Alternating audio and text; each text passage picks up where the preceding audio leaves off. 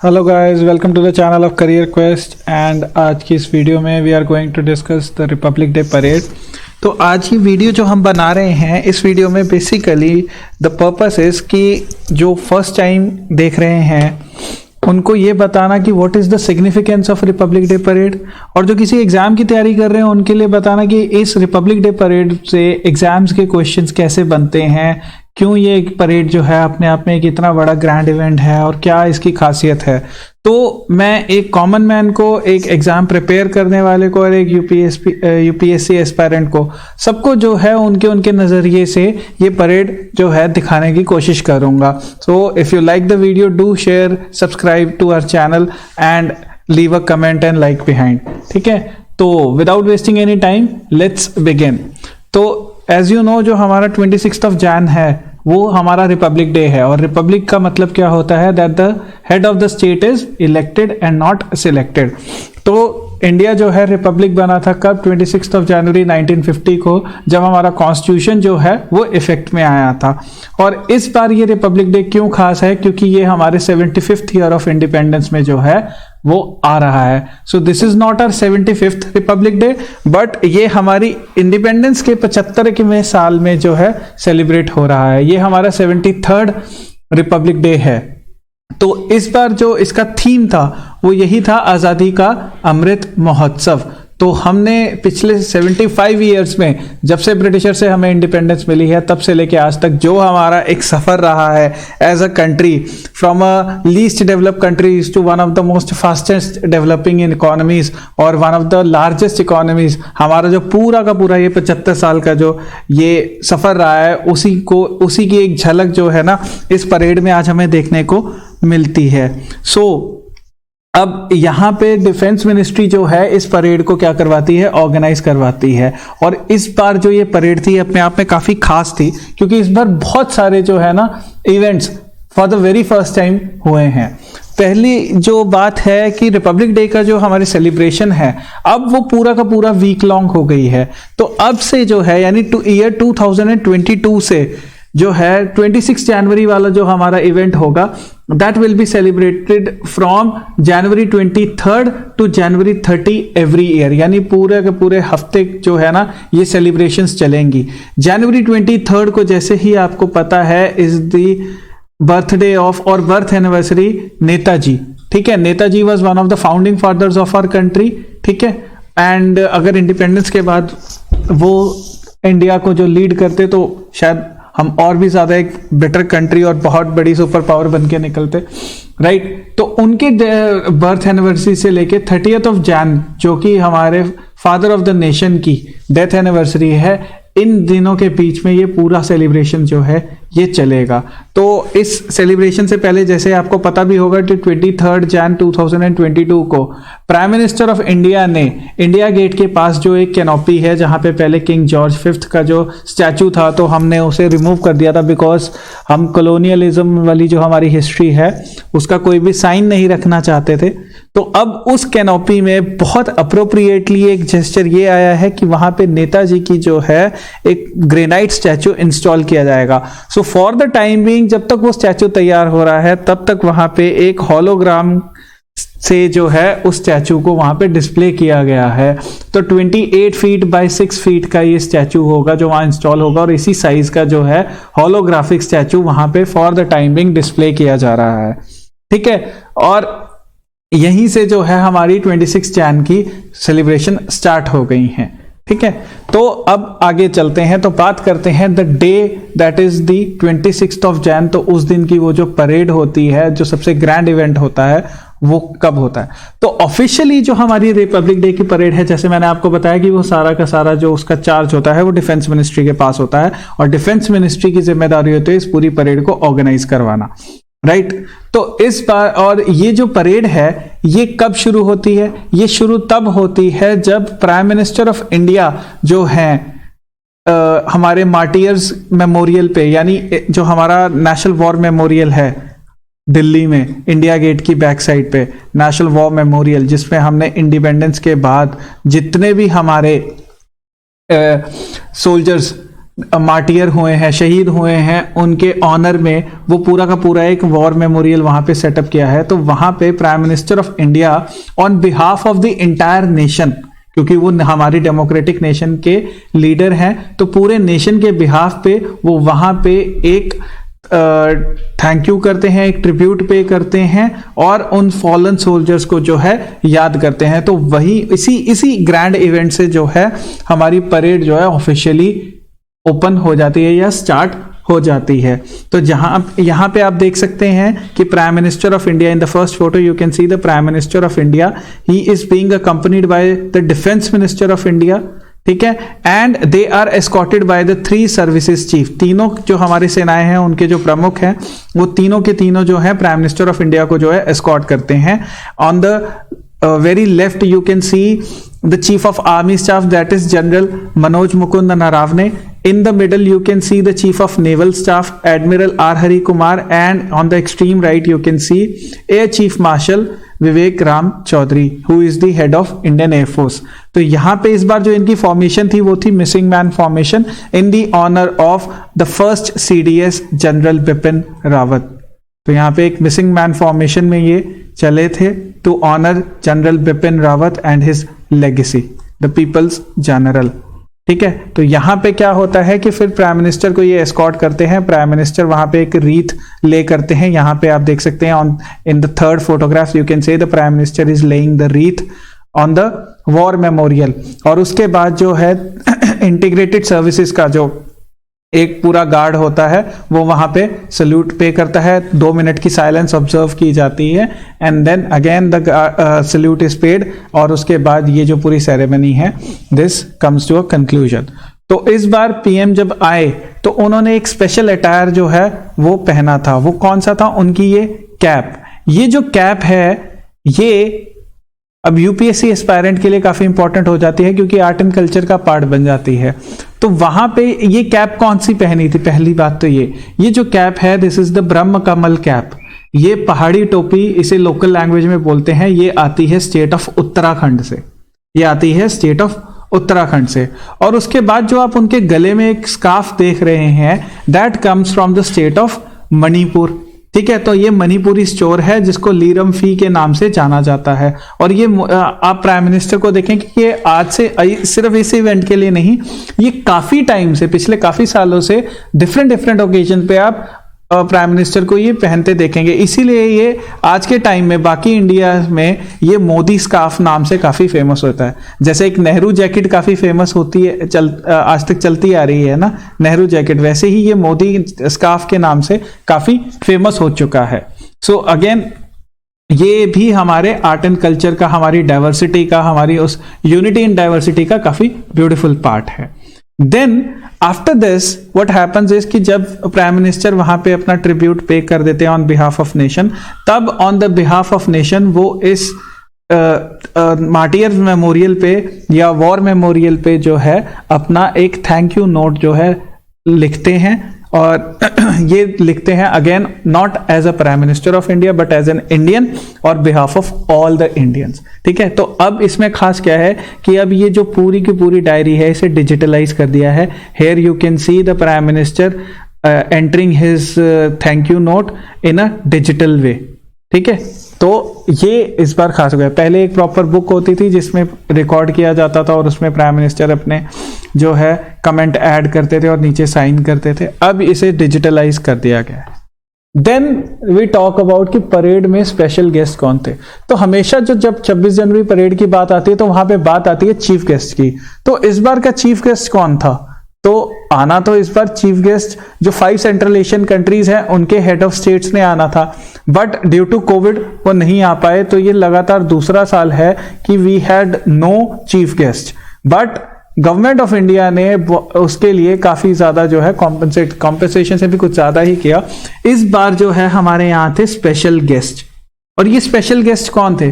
तो government of India ने इस बार auto rickshaw drivers, front line workers, हमारे जो सफाई कर्मचारी हैं, स्वच्छाग्रही, उनको, कंस्ट्रक्शन वर्कर्स, स्पेशली जो हमारी नई पार्लियामेंट बिल्डिंग और सेंट्रल विस्टा में जो कंस्ट्रक्शन लेबर्स लगे हुए हैं उनको जो है स्पेशल गेस्ट बना के इनवाइट किया था इस रिपब्लिक डे परेड को देखने के लिए। देखिए यूजुअली हर साल तक करीब 1 लाख से 1.25 लाख लोग जो है वहां पे परेड देखने पहुंचते हैं, बट आपको पता है कि कोविड के चलते जो है इसे काफी ज्यादा रिस्ट्रिक्ट कर दिया गया है। और इस बार जो है करीब 5000 लोग जो है वही आए थे, अटेंडेंस में थे टू वॉच दिस परेड। बाकी इस परेड को जो है टीवी पे लाइव टेलीकास्ट किया जाता है और अब तो यूट्यूब पे भी इसका लाइव टेलीकास्ट होता है, ठीक है। तो इन 5000 में जो है गवर्नमेंट डिग्नेटरीज तो होते ही हैं, उनके साथ साथ इस बार जो स्पेशल गेस्ट थे जैसे मैंने आपको बताया, तो as a thank you note, because covid के टाइम्स में इन्होंने अपनी जान पे खेलते हुए या आप कह लीजिए कि अपनी जान की परवाह ना करते हुए showing selfless service towards the nation जो है इन सब ने काम किया है, ठीक है। तो उसी का एक थैंक यू देने के लिए, उसी को रिकॉग्नाइज करने के लिए और बताने के लिए कि no man is ordinary and every man in itself is extraordinary, तो गवर्नमेंट ऑफ इंडिया ने ये जेस्चर किया था which is being appreciated through and through, ठीक है। तो काफी जो है यहाँ पे अप्रिशिएट किया गया था। इसके अलावा स्पेशल गेस्ट में आपको वो भी देखने को मिले जो मतलब एग्जाम्पलरी कंट्रीब्यूशन जिन्होंने किया है सोसाइटी की तरफ एंड अदर पीपल, ऑलराइट। तो ये इस बार के स्पेशल गेस्ट थे। तो there was no chief guest, याद रखिएगा, तो there was no chief guest. फिर उसके बाद जब प्राइम मिनिस्टर वहां पे रीथ लेइंग सेरेमनी खत्म करके वापस जो है सेंट्रल डायस की तरफ आ जाते हैं, वो आते हैं और उनके बाद जो है हमारे मुख्य मेहमान, मुख्य अतिथि जो होते हैं, that is the president of India, he comes towards the central dais और उनको रिसीव करते हैं प्राइम मिनिस्टर ऑफ इंडिया। यहां पे आप इस फोटोग्राफ में देख सकते हैं, इस पर्टिकुलर फोटोग्राफ में, कि प्राइम मिनिस्टर ऑफ इंडिया जो है वो प्रेसिडेंट ऑफ इंडिया को रिसीव कर रहे हैं। और प्रेसिडेंट ऑफ इंडिया पूरे अपने सेरेमोनियल शो में जो है राजपथ से होते हुए सेंट्रल डायस की तरफ पहुंचते हैं and his invitation and incoming is monitored and very beautiful ceremony। तो प्रेसिडेंट को जो है हमेशा escort करते हैं उनके प्रेसिडेंशियल बॉडीगार्ड्स जो टोटल होते हैं 46 इन नंबर। तो इन प्रेसिडेंशियल बॉडीगार्ड्स के हेड होते हैं इनके कमांडेंट, ठीक है, जो कि थे इस बार कर्नल तिवारी, एंड उसके बाद होते हैं उनके साथ होते हैं उनके डिप्टी कमांडेंट और बाकी 46 प्रेसिडेंशियल बॉडीगार्ड्स। और प्रेसिडेंशियल बॉडीगार्ड्स यहाँ पे आप देख सकते हैं एक घुड़सवार जो है वो दस्ता है, they are a horse mounted battalion, alright. तो प्रेसिडेंट की कार के यहाँ पे अगर आप टॉप फोटो में देख सकते हैं तो राइट साइड पे हमेशा कमांडेंट रहते हैं और लेफ्ट साइड पे डिप्टी कमांडेंट रहते हैं, ऑलराइट। फिर प्रेसिडेंट ऑफ इंडिया जब आते हैं उनको रिसीव करते हैं प्राइम मिनिस्टर और फिर वहां पे वो जो है बाकी डिग्नेटरीज से मिलते हैं। इनमें से डिफेंस मिनिस्टर रहते हैं, 3 सर्विसेज चीफ रहते हैं, वाइस चीफ ऑफ सर्विसेज रहते हैं। उसके बाद जो सेरेमनी होती है उस सेरेमनी में जो है प्रेसिडेंट ट्राई कलर को क्या करते हैं, अनफर्ल करते हैं। तो ट्राई कलर को अनफर्ल करते हैं और साथ ही साथ जो है वहां पे नेशनल एंथम प्ले होता है। नेशनल एंथम प्ले जब होता है तो वहां पे हमारे प्रेसिडेंट को मिलती है 21 तोपों की सलामी, 21 तोपों की सलामी। तो ये 21 तोपों की सलामी जो है इंडियन आर्मी के थ्रू उन्हें दी जाती है on behalf of all the services, ठीक है। ऐसा नहीं है कि सिर्फ आर्मी ही दे रही है, army on behalf of all the services देती है। तो यहाँ पे टोटल 21 गन्स नहीं होती हैं, there are not 21 cannons, actually 7 होती हैं। उन्हें सिंक्रोनाइज इस तरीके से किया जाता है कि 52 सेकेंड्स के लिए हमारा नेशनल एंथम प्ले होता है और इन्हीं 52 सेकेंड्स में जो है ये 21 गन सलूट पूरा हो जाता है। So they are synchronised in a beautiful and to perfection, ठीक है। चलिए देन उसके बाद जो फर्स्ट सेरेमनी होती है that is we honour our soldiers. तो इस बार जो है हमारा जो सबसे highest peace time gallantry award है अशोक चक्र, उसको जो है प्रेजेंट किया गया और वो प्रेजेंट किया गया पोस्ट थॉमस ली यानी मरणोपरांत to police ASI mister Baburam, ठीक है। तो बाबूराम जी जो है वो शहीद हो गए थे एक ऑपरेशन में, JNK पुलिस के वो असिस्टेंट सब इंस्पेक्टर थे, ठीक है। उनकी वाइफ और उनके बेटे ने जो है उनके बिहाफ पे ये अवार्ड प्रेसिडेंट ऑफ इंडिया से जो है यहाँ पे आप देख सकते हैं उसे रिसीव किया है। तो ये फर्स्ट जो है ऑफिशियल आप कह सकते हैं कि पब्लिक फंक्शन या पब्लिक सेरेमनी होती है। देन उसके बाद ये अवार्ड सेरेमनी खत्म होने के बाद जो है परेड स्टार्ट होती है। तो parade is always led by somebody known as the parade commander. So parade commander इस बार कौन थे? Lieutenant general Vijay Kumar Mishra. ठीक है, he is a second generation army officer और उनके पीछे होते हैं परेड के सेकेंड इन कमांड जो कि इस बार थे major general Alok Kekar, who is also GOC Delhi area. ठीक है, then they are followed by the Param Vir Chakra winners. ठीक है, तो परमवीर चक्र विनर्स हमारे इंडिया की हिस्ट्री में there have been total 18 Param Vir Chakra, 17 और 18 Param Vir Chakra winners.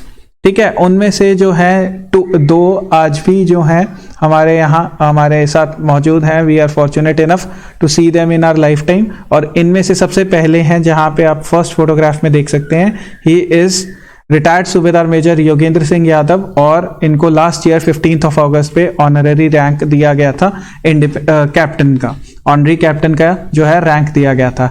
Other one is सूबेदार संजय कुमार। ठीक है, ये अभी भी आर्मी में सर्व कर रहे हैं, ही इज नॉट रिटायर्ड। तो इन्होंने भी जो है परमवीर चक्र जीता था in 99 Kargil war. Both of them are PVC winners of the 99 Kargil war. अब याद रखिएगा पीछे बाबूराम जी को अशोक चक्र मिला था, ये परमवीर चक्र विनर है। तो आपको साथ ही साथ मैं यहाँ पे बता दूं कि हमारे यहाँ जो गैलेंट्री अवार्ड होते हैं वो दो टाइप के होते हैं। एक होते हैं पीस टाइम के, यानी जब वॉर नहीं है, और एक होते हैं वॉर टाइम के। तो पीस टाइम पे जो हाईएस्ट गैलेंट्री अवार्ड होता है वो होता है अशोक चक्र। ठीक है, और जो वॉर टाइम का हाईएस्ट गैलेंट्री अवार्ड होता है वो होता है परमवीर चक्र। इन दोनों का स्टेटस जो है वो इक्वलेंट है।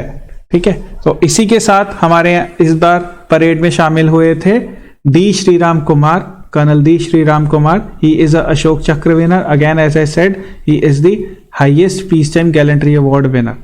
ठीक है, तो इन्होंने इम्फाल में एंटी टेररिस्ट ऑपरेशंस के टाइम जो है अपनी ब्रेवरी दिखाई थी, और ब्रेवरी ही नहीं दिखाई थी बट बहुत हाईएस्ट लेवल की ब्रेवरी जो है इन्होंने डिस्प्ले की थी वहां पे। ऑलराइट, फिर they are followed by the marching contingents. अब जो मार्चिंग कंटिजेंट्स होती हैं उनका ऑर्डर फिक्स नहीं होता है, तो वो हर साल आप वेरी कर सकता है। तो जो मार्चिंग कंटिजेंट्स होती हैं उनमें 3 टाइप की कंटिजेंट्स होती हैं। तो जो एक होती है कैवलरी, जैसे कि आप यहां पे देख सकते हैं। कैवलरी यूजुअली मींस कि they are horse mounted. Horse mounted मतलब कि वो हमेशा घुड़सवार होते हैं, मतलब घोड़े पे सवार रहते हैं। ये पूरा का पूरा दस्ता जो है ये घुड़सवार। Then is foot soldiers. ठीक है, देन इज फुट सोल्जर्स जो पैदल ही चलते हैं। Then there are camel mounted जो कैमल्स पे आते हैं। ठीक है, तो यूजुअली फौज लड़ाई के मैदान में आपको इस 3 टाइप के जो है सोल्जर्स देखने को मिलेंगे। तो इस बार जो मार्चिंग कंटिजेंट में सबसे पहले आई वो आई 61 कैवलरी। अब ये 61 कैवलरी की बहुत ही ग्लोरियस जो है हिस्ट्री है। 61 कैवलरी एक्चुअली जो है 3 डिफरेंट कैवलरीज को मर्ज करके बनाई गई थी, और इस 61 कैवलरी के मार्चिंग कंटिजेंट को लीड किया था मेजर मृत्युंजय सिंह चौहान ने। ठीक है, अब ये 61 कैवलरी क्यों खास है? ठीक है, तो इस 61 कैवलरी में जैसे मैंने आपको बताया कि 3 यूनिट्स को मर्ज किया गया था। तो ये जो 3 हाउस माउंटेड यूनिट्स थी, इन्होंने वर्ल्ड वॉर 1 में, वर्ल्ड वॉर 1 में इन्होंने हिस्सा लिया था, क्योंकि उस टाइम पे जब हम ब्रिटिशर्स के अंडर थे तो ब्रिटिशर्स ने हमें वर्ल्ड वॉर 1 का पार्ट बनाया था। तो इसी कैवलरी ने, इसी 61 कैवलरी रेजिमेंट ने के जो सोल्जर्स थे उन्होंने एक बैटल लड़ी थी, द बैटल ऑफ हाइफा। और ये बैटल लड़के वो जीते थे, और जो ऑटोमन टर्क्स थे, है ना, उनसे जो है इजराइल के, आज प्रेजेंट डे इजराइल में हाइफा नाम का एक शहर है। ठीक है, ये वही शहर है जहां पे ये बैटल हुई थी। तो इसको जो है फ्री करवाया था, इसको ऑटोमन टर्क्स के कंट्रोल से फ्री करवाया था, and it became an independent territory. Before this ये टर्क्स के अंडर में आती थी।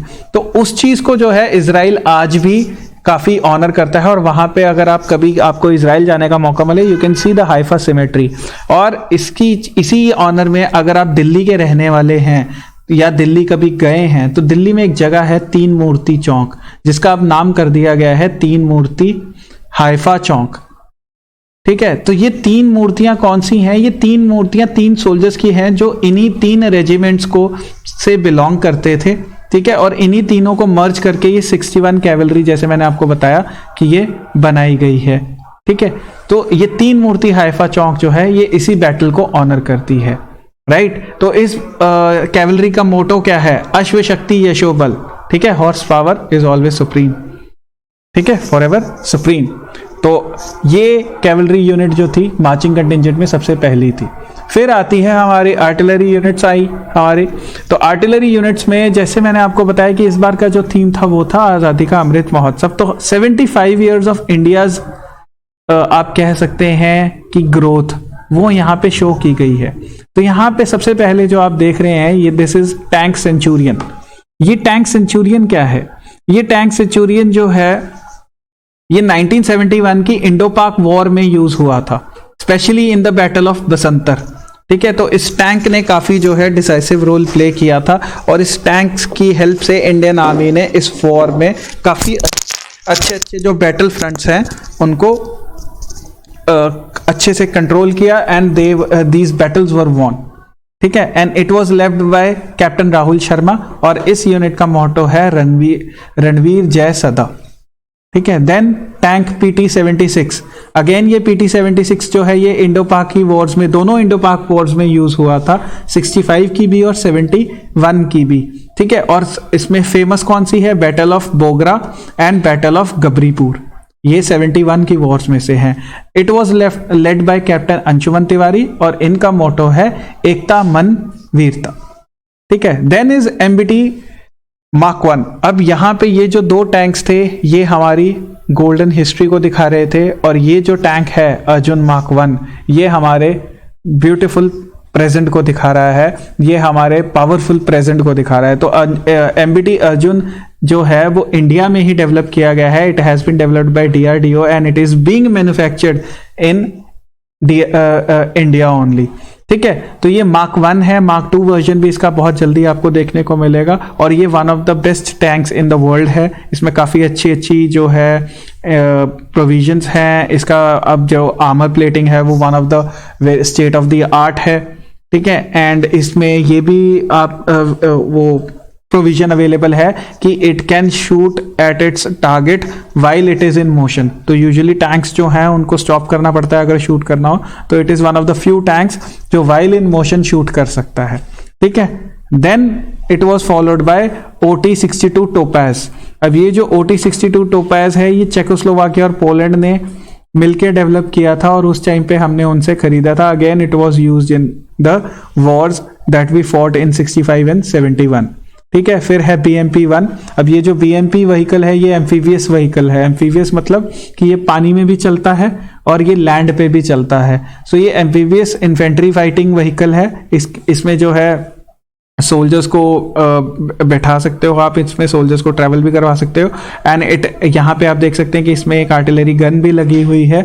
ठीक है, सो ये एक छोटा अपने आप में ट्रैवलिंग वो है व्हीकल है। Then is BMP-2, this is indigenously developed. ठीक है, ये BMP-1 का अपग्रेडेड वर्जन है लेकिन इंडिया में ही इसे अपग्रेड किया गया है और इंडिया में ही इसे डेवलप किया गया है। अगेन वी आर शोइंग कि हम कहां से शुरू हुए थे और कहां आ चुके हैं। ऑलराइट, फिर आई हमारी आर्टिलरी गन्स। तो ये हमारे यहाँ पे आप देख सकते हैं ये है पैक हाउइट्सर्स जो 71 की और 65 की वॉर्स में यूज हुई थी। ठीक है, और इनकी 11 किलोमीटर की रेंज थी। तो ये वो गन्स थी जो फर्स्ट टाइम इंडिया में डेवलप हुई थी। राइट, आप यहाँ पे इनका साइज देख सकते हैं, इसीलिए इन्हें ट्रक पे माउंट किया गया है क्योंकि ये काफी पुराने सिस्टम्स है। आज के टाइम में ये यूज नहीं होती है इंडियन आर्मी में, बट इंडियन आर्मी की एक बहुत अच्छी ब्यूटीफुल लेगेसी है, इसीलिए इनको प्रिजर्व करके रखा गया है। Then the next one was Dhanush gun system, और ये धानुष गन सिस्टम ये आज का इंडिया जो है, जो मॉडर्न इंडिया है, उसने ये डेवलप किया है। So again through parade the government wanted to show कि हमारा जो सफर रहा है वो कैसा रहा है, कहां से स्टार्ट करते आज हम कहां पहुंचे हैं। तो ये धानुष गन सिस्टम जो है, जो हमने बोफोर्स खरीदी थी तोप, ठीक है, जिसमें काफ़ी ज़्यादा जो है कारगिल वॉर में उसका यूज़ भी हुआ था और काफ़ी उसने डिसाइसिव रोल भी प्ले किया था, ठीक है, आर्टिलरी गन्स के रोल पे।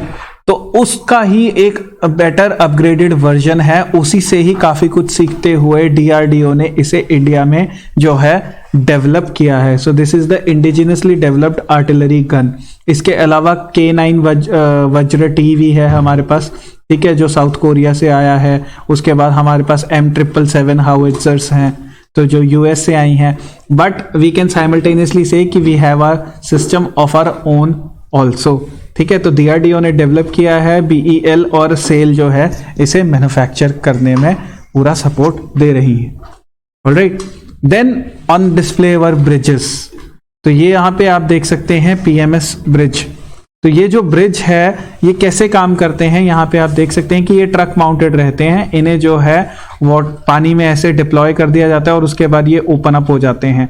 अब ये जो ब्रिजेस हैं इनके ऊपर से आप हैवी से हैवी व्हीकल जो है, इवन टैंक्स जो हैं, उनको रख के और उन्हें एक जगह से दूसरी जगह, वाटर जो एम्फीबियस नहीं है उन्हें आप मूव कर सकते हो, ठीक है। तो they are basically the pontoon bridge, right. और 30 किलोमीटर पर आवर की स्पीड से इसके ऊपर से टैंक जो है बड़े आराम से पास कर सकता है। This was developed by Soviet union after world war 2।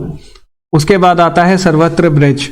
अब ये था जो रशिया ने डेवलप किया था, अब ये सर्वत्र ब्रिज है जो हमने खुद डेवलप किया है। डेवलप किसने किया है? डीआरडीओ ने अगेन, और भारत अर्थ मूवर्स लिमिटेड बेंगलोर जो है वो इसे प्रोड्यूस कर रही है। अब यहाँ पे आप देख सकते हैं कि ये जो सर्वत्र ब्रिज है ये भी ट्रक माउंटेड है और इसे कैसे यहाँ पे जो है सेकंड फोटोग्राफ में यहाँ पे डिप्लॉय किया जा रहा है। तो जब ये डिप्लॉय हो जाता है इसके ऊपर से भी आप जो है अपने डिफरेंट व्हीकल्स और इन्वेंट्री की मूवमेंट बहुत इजीली कर सकते हो, ठीक है। Then is electronic warfare system. तो ये जो HT-16 इलेक्ट्रॉनिक वॉरफेयर सिस्टम है, ठीक है, ये पुराना वॉरफेयर सिस्टम है जो यूज करती थी इंडियन आर्मी और इंडियन आर्म्ड फोर्सेस, और ये है तरंग शक्ति जो आज का नया वॉरफेयर सिस्टम है जो डेवलप किया गया है। Then we talk about the tiger cat missiles, ठीक है। तो टाइगर कैट मिसाइल्स जो है वो ब्रिटिश थी, ठीक है, short range surface to surface missile थी और काफी अपने आप में जो है उस टाइम पे एडवांस मानी जाती थी, ठीक है, क्योंकि ये लैंड बेस्ड भी आप यूज कर सकते थे और इन्हें आप शिप से भी यूज कर सकते थे। इनफैक्ट ये पहली थी वर्ल्ड में, पहली मिसाइल्स में से एक थी जो शिप से भी आप लॉन्च कर सकते थे, राइट। और ये इंपोर्टेड थी। आज के टाइम में है आकाश जो डीआरडीओ ने डेवलप की है और भारत डायनामिक्स लिमिटेड इसे मैन्युफैक्चर कर रही है। तो दिस अगेन शोज कि हम कहां से स्टार्ट हुए थे, इंपोर्ट करना स्टार्ट हुए थे। आज हम एक आत्मनिर्भर भारत जो है वो बन रहे हैं और काफी हद तक बन चुके हैं, ठीक है। और आज आपने न्यूज में भी पढ़ा होगा कि जो हमारी ब्रह्मोस मिसाइल है, ठीक है, उसे हमने जो है फिलीपींस को एक्सपोर्ट भी कर दिया है। Philippines has signed a $375 million deal with India, ठीक है, for purchasing batteries of BrahMos. फिर आती हैं हमारी फुट से मार्चिंग कंटिजेंट्स। तो उसमें सबसे पहले आई राजपूत रेजिमेंट, ठीक है। और अगेन मार्चिंग कंटिजेंट में भी थीम क्या था? Evolution of uniform, personal and weapons of Indian army. तो कहां 1947 में जो एक यूनिफॉर्म थी हमारी, ठीक है, यहां पे आप देख सकते हैं ये राजपूत रेजिमेंट है और इन्होंने जो यूनिफॉर्म पहनी है ये 1947 में इंडियन आर्मी की यूनिफॉर्म होती थी। और जो इनके पास राइफल्स हैं वो है 303 राइफल, जो उस टाइम पे इंडियन आर्मी की स्टैंडर्ड इशू राइफल होती थी। उसके बाद आई असम रेजिमेंट, ठीक है। तो असम रेजिमेंट ने 1962 के टाइम जो उनकी यूनिफॉर्म थी, यानी असम रेजिमेंट ने 1962 वाली ही ड्रेस इसलिए पहनी है क्योंकि 1962 में जो इंडो साइनो वॉर हुई थी उसमें असम राइफल्स ने काफी मेजर रोल प्ले किया था। तो उस टाइम पे भी हमारी जो स्टैंडर्ड इशू राइफल थी वो 303 राइफल थी, ठीक है। तो असम रेजिमेंट ने अपनी 1962 की यूनिफॉर्म जो है डिस्प्ले की।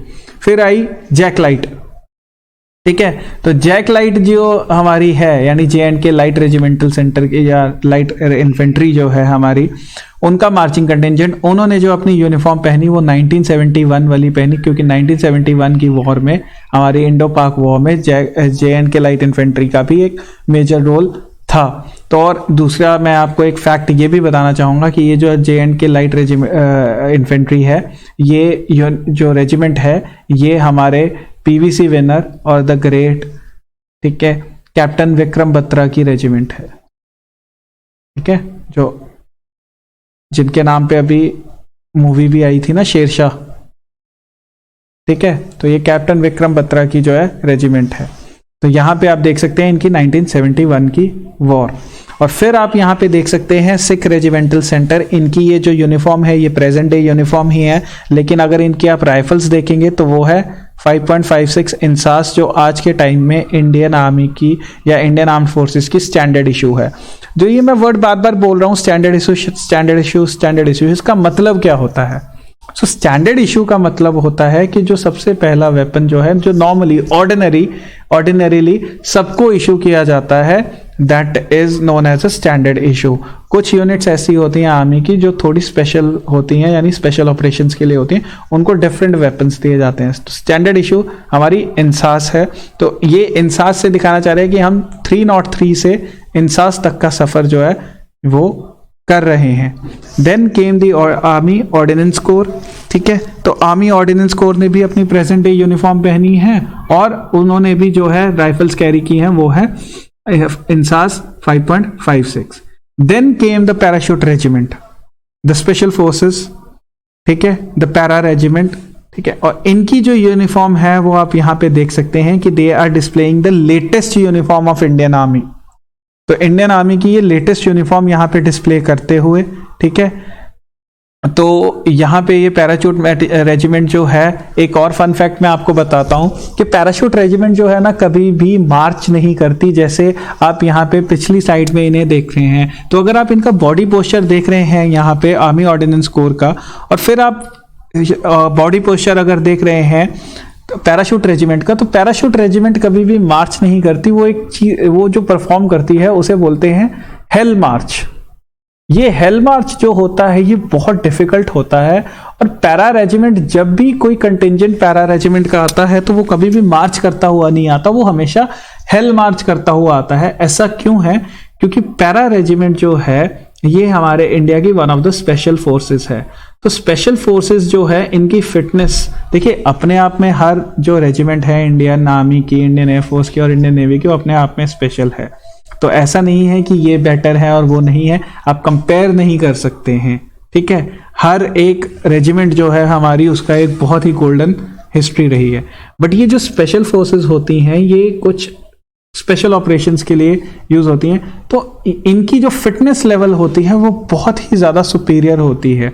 तो उसी चीज को ये डिस्प्ले करते हैं थ्रू देयर हेल मार्च, ठीक है। तो यहां पे आप देख सकते हैं कि 1947 से 2022 तक का जो हमारा सफर था उसको यहां पे डिस्प्ले किया गया है through uniforms, through rifles, through their evolution.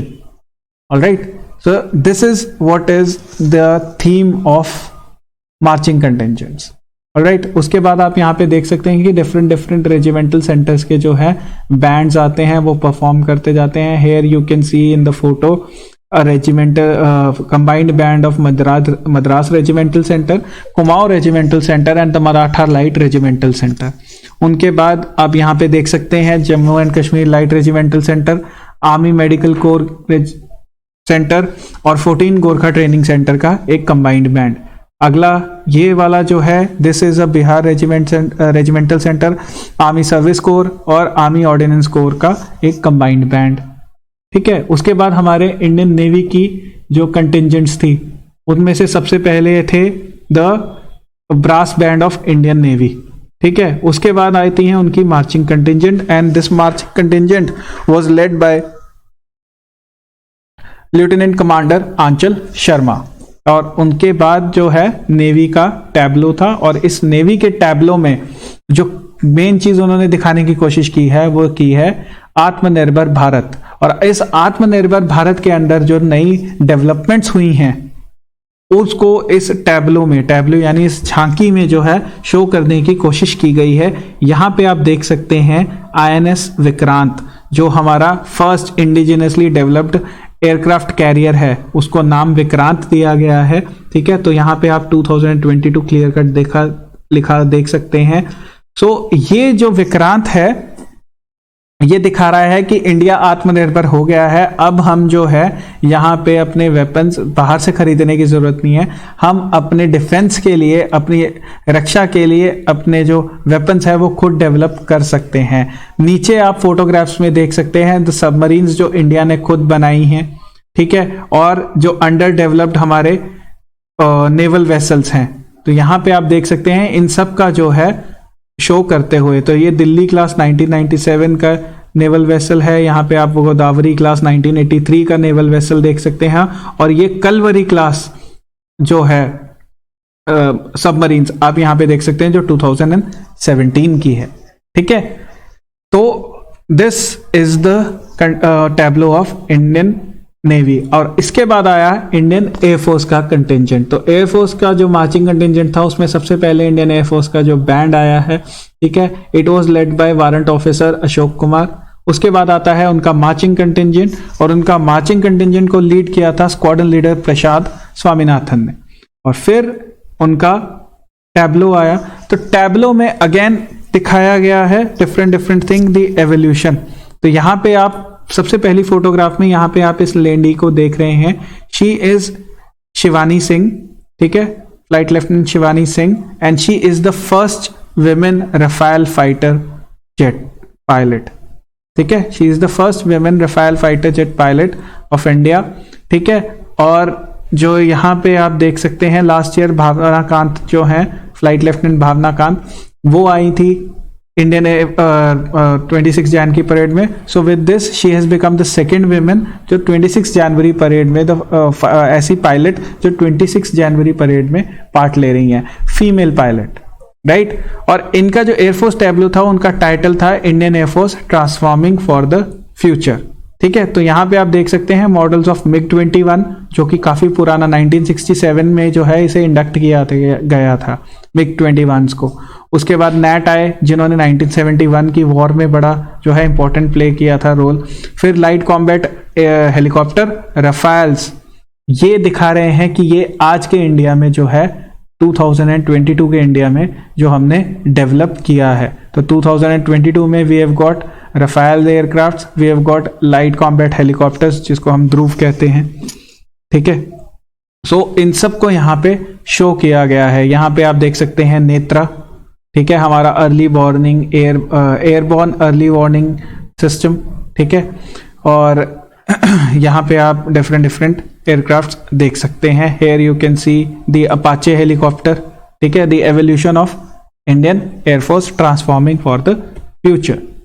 फिर डीआरडीओ का टैब्लो आया। अब डीआरडीओ के टैब्लो में उन्होंने क्या शो किया, तो डीआरडीओ के टैब्लो में सबसे पहले उन्होंने शो किया इंडिजिनसली डेवलप्ड इलेक्ट्रॉनिक रेडार जिसका नाम है उत्तम। ठीक है, तो ये इलेक्ट्रॉनिक रेडार है जो पूरा एरे को जो है स्कैन करता है, और ये पूरा का पूरा रेडार इंडिजिनसली डेवलप किया गया है। ठीक है, और उसके बाद डिफरेंट एरियल लॉन्च व्हीकल्स हैं। एरियल लॉन्च व्हीकल्स मींस कि आप जो एयर से लॉन्च कर सकते हैं, मतलब ऐसे वेपन्स जो आप अपने प्लेन्स के साथ प्लेन्स में माउंट कर सकते हैं और फिर वहां से जो है उन वेपन्स को यूज करके अटैक कर सकते हैं। So here you can in the picture you can see the different aerial launch weapons. ठीक है, तो यहाँ पे ये एक मिसाइल, ये दूसरी मिसाइल, ये तीसरी है। सो 5 डिफरेंट टाइप के, और ये सारे के सारे वो थे जो इंडिया में ही डेवलप किए गए हैं, कहीं से खरीदे नहीं हैं।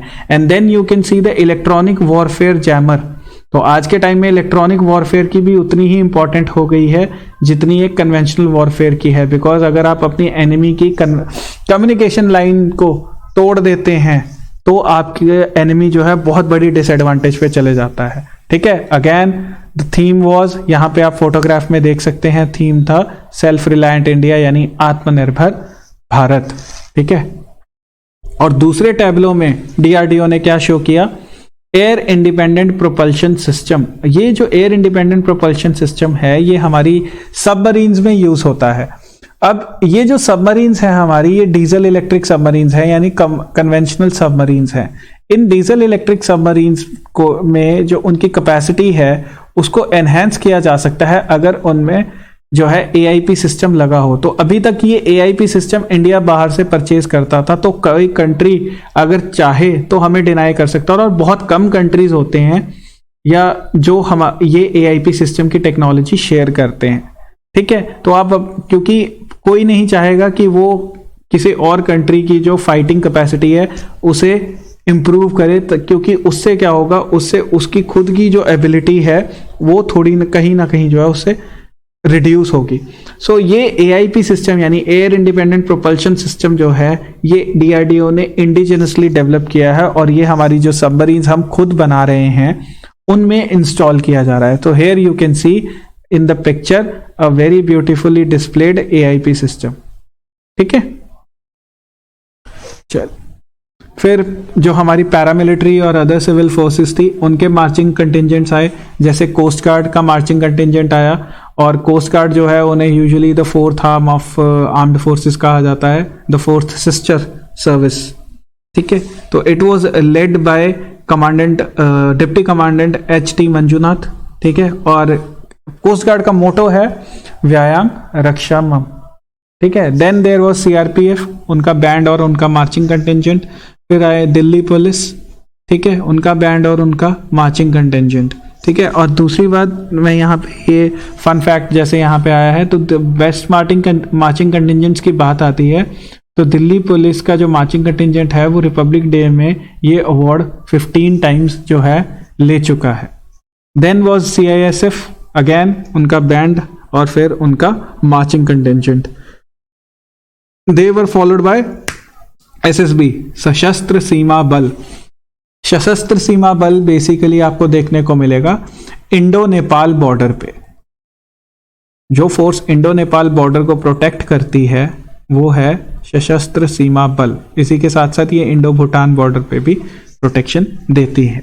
ठीक है, and then they were followed by BSF, और जो BSF का कैमल माउंटेड बैंड है ये अपने आप में वर्ल्ड में इकलौता बैंड है, and they hold the Guinness world record कि ऐसा बैंड और ऐसा बैंड कंटिजेंट जो कैमल माउंटेड है। ठीक है, तो they hold a Guinness book of world record for that. उसके बाद NCC बॉयज का मार्चिंग कंटिजेंट था, और it was led by senior under officer Rupendra Kumar Chauhan. Then NCC girls marching contingent, it was led by senior under officer Pramila. NSS का marching contingent led by Peraiya Siddhi Ramesh or BS Ramesh, and then Mass Pipe and Drums Band.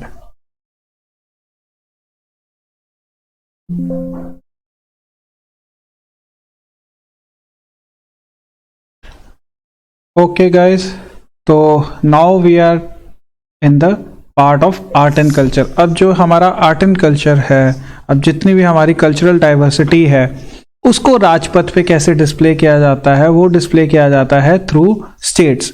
तो हर साल 26 जनवरी की parade के time defence ministry को हर state, हर UT, हर ministry, हर department अपना अपना एक, जो भी इंटरेस्टेड है, अपना अपना एक टैबलो बना के भेजता है, और फिर डिफेंस मिनिस्ट्री की जो कमेटी होती है वो सिलेक्ट करती है कि राजपथ पे कौन कौन से टैबलो जो है वो शोकेस किए जाएंगे। अब टैबलो का जो साइज है और टैबलो की जो थीम है और टैबलो में आप क्या क्या डिपिक्ट कर सकते हो उसको लेके कुछ पर्टिकुलर रूल्स है, वो रूल्स फॉलो करने पड़ते हैं। मतलब उसके साइज को लेके, उसकी विड्थ को लेके, और उसमें जो भी आप मटेरियल शो करने वाले हो। तो we are not going to go into that detail.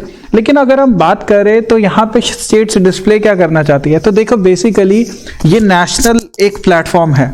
इस नेशनल प्लेटफॉर्म पे हर स्टेट जो है वो अपना कल्चर जितना ब्यूटीफुली हो सके उतना ब्यूटीफुली रिप्रेजेंट करवाना चाहती है।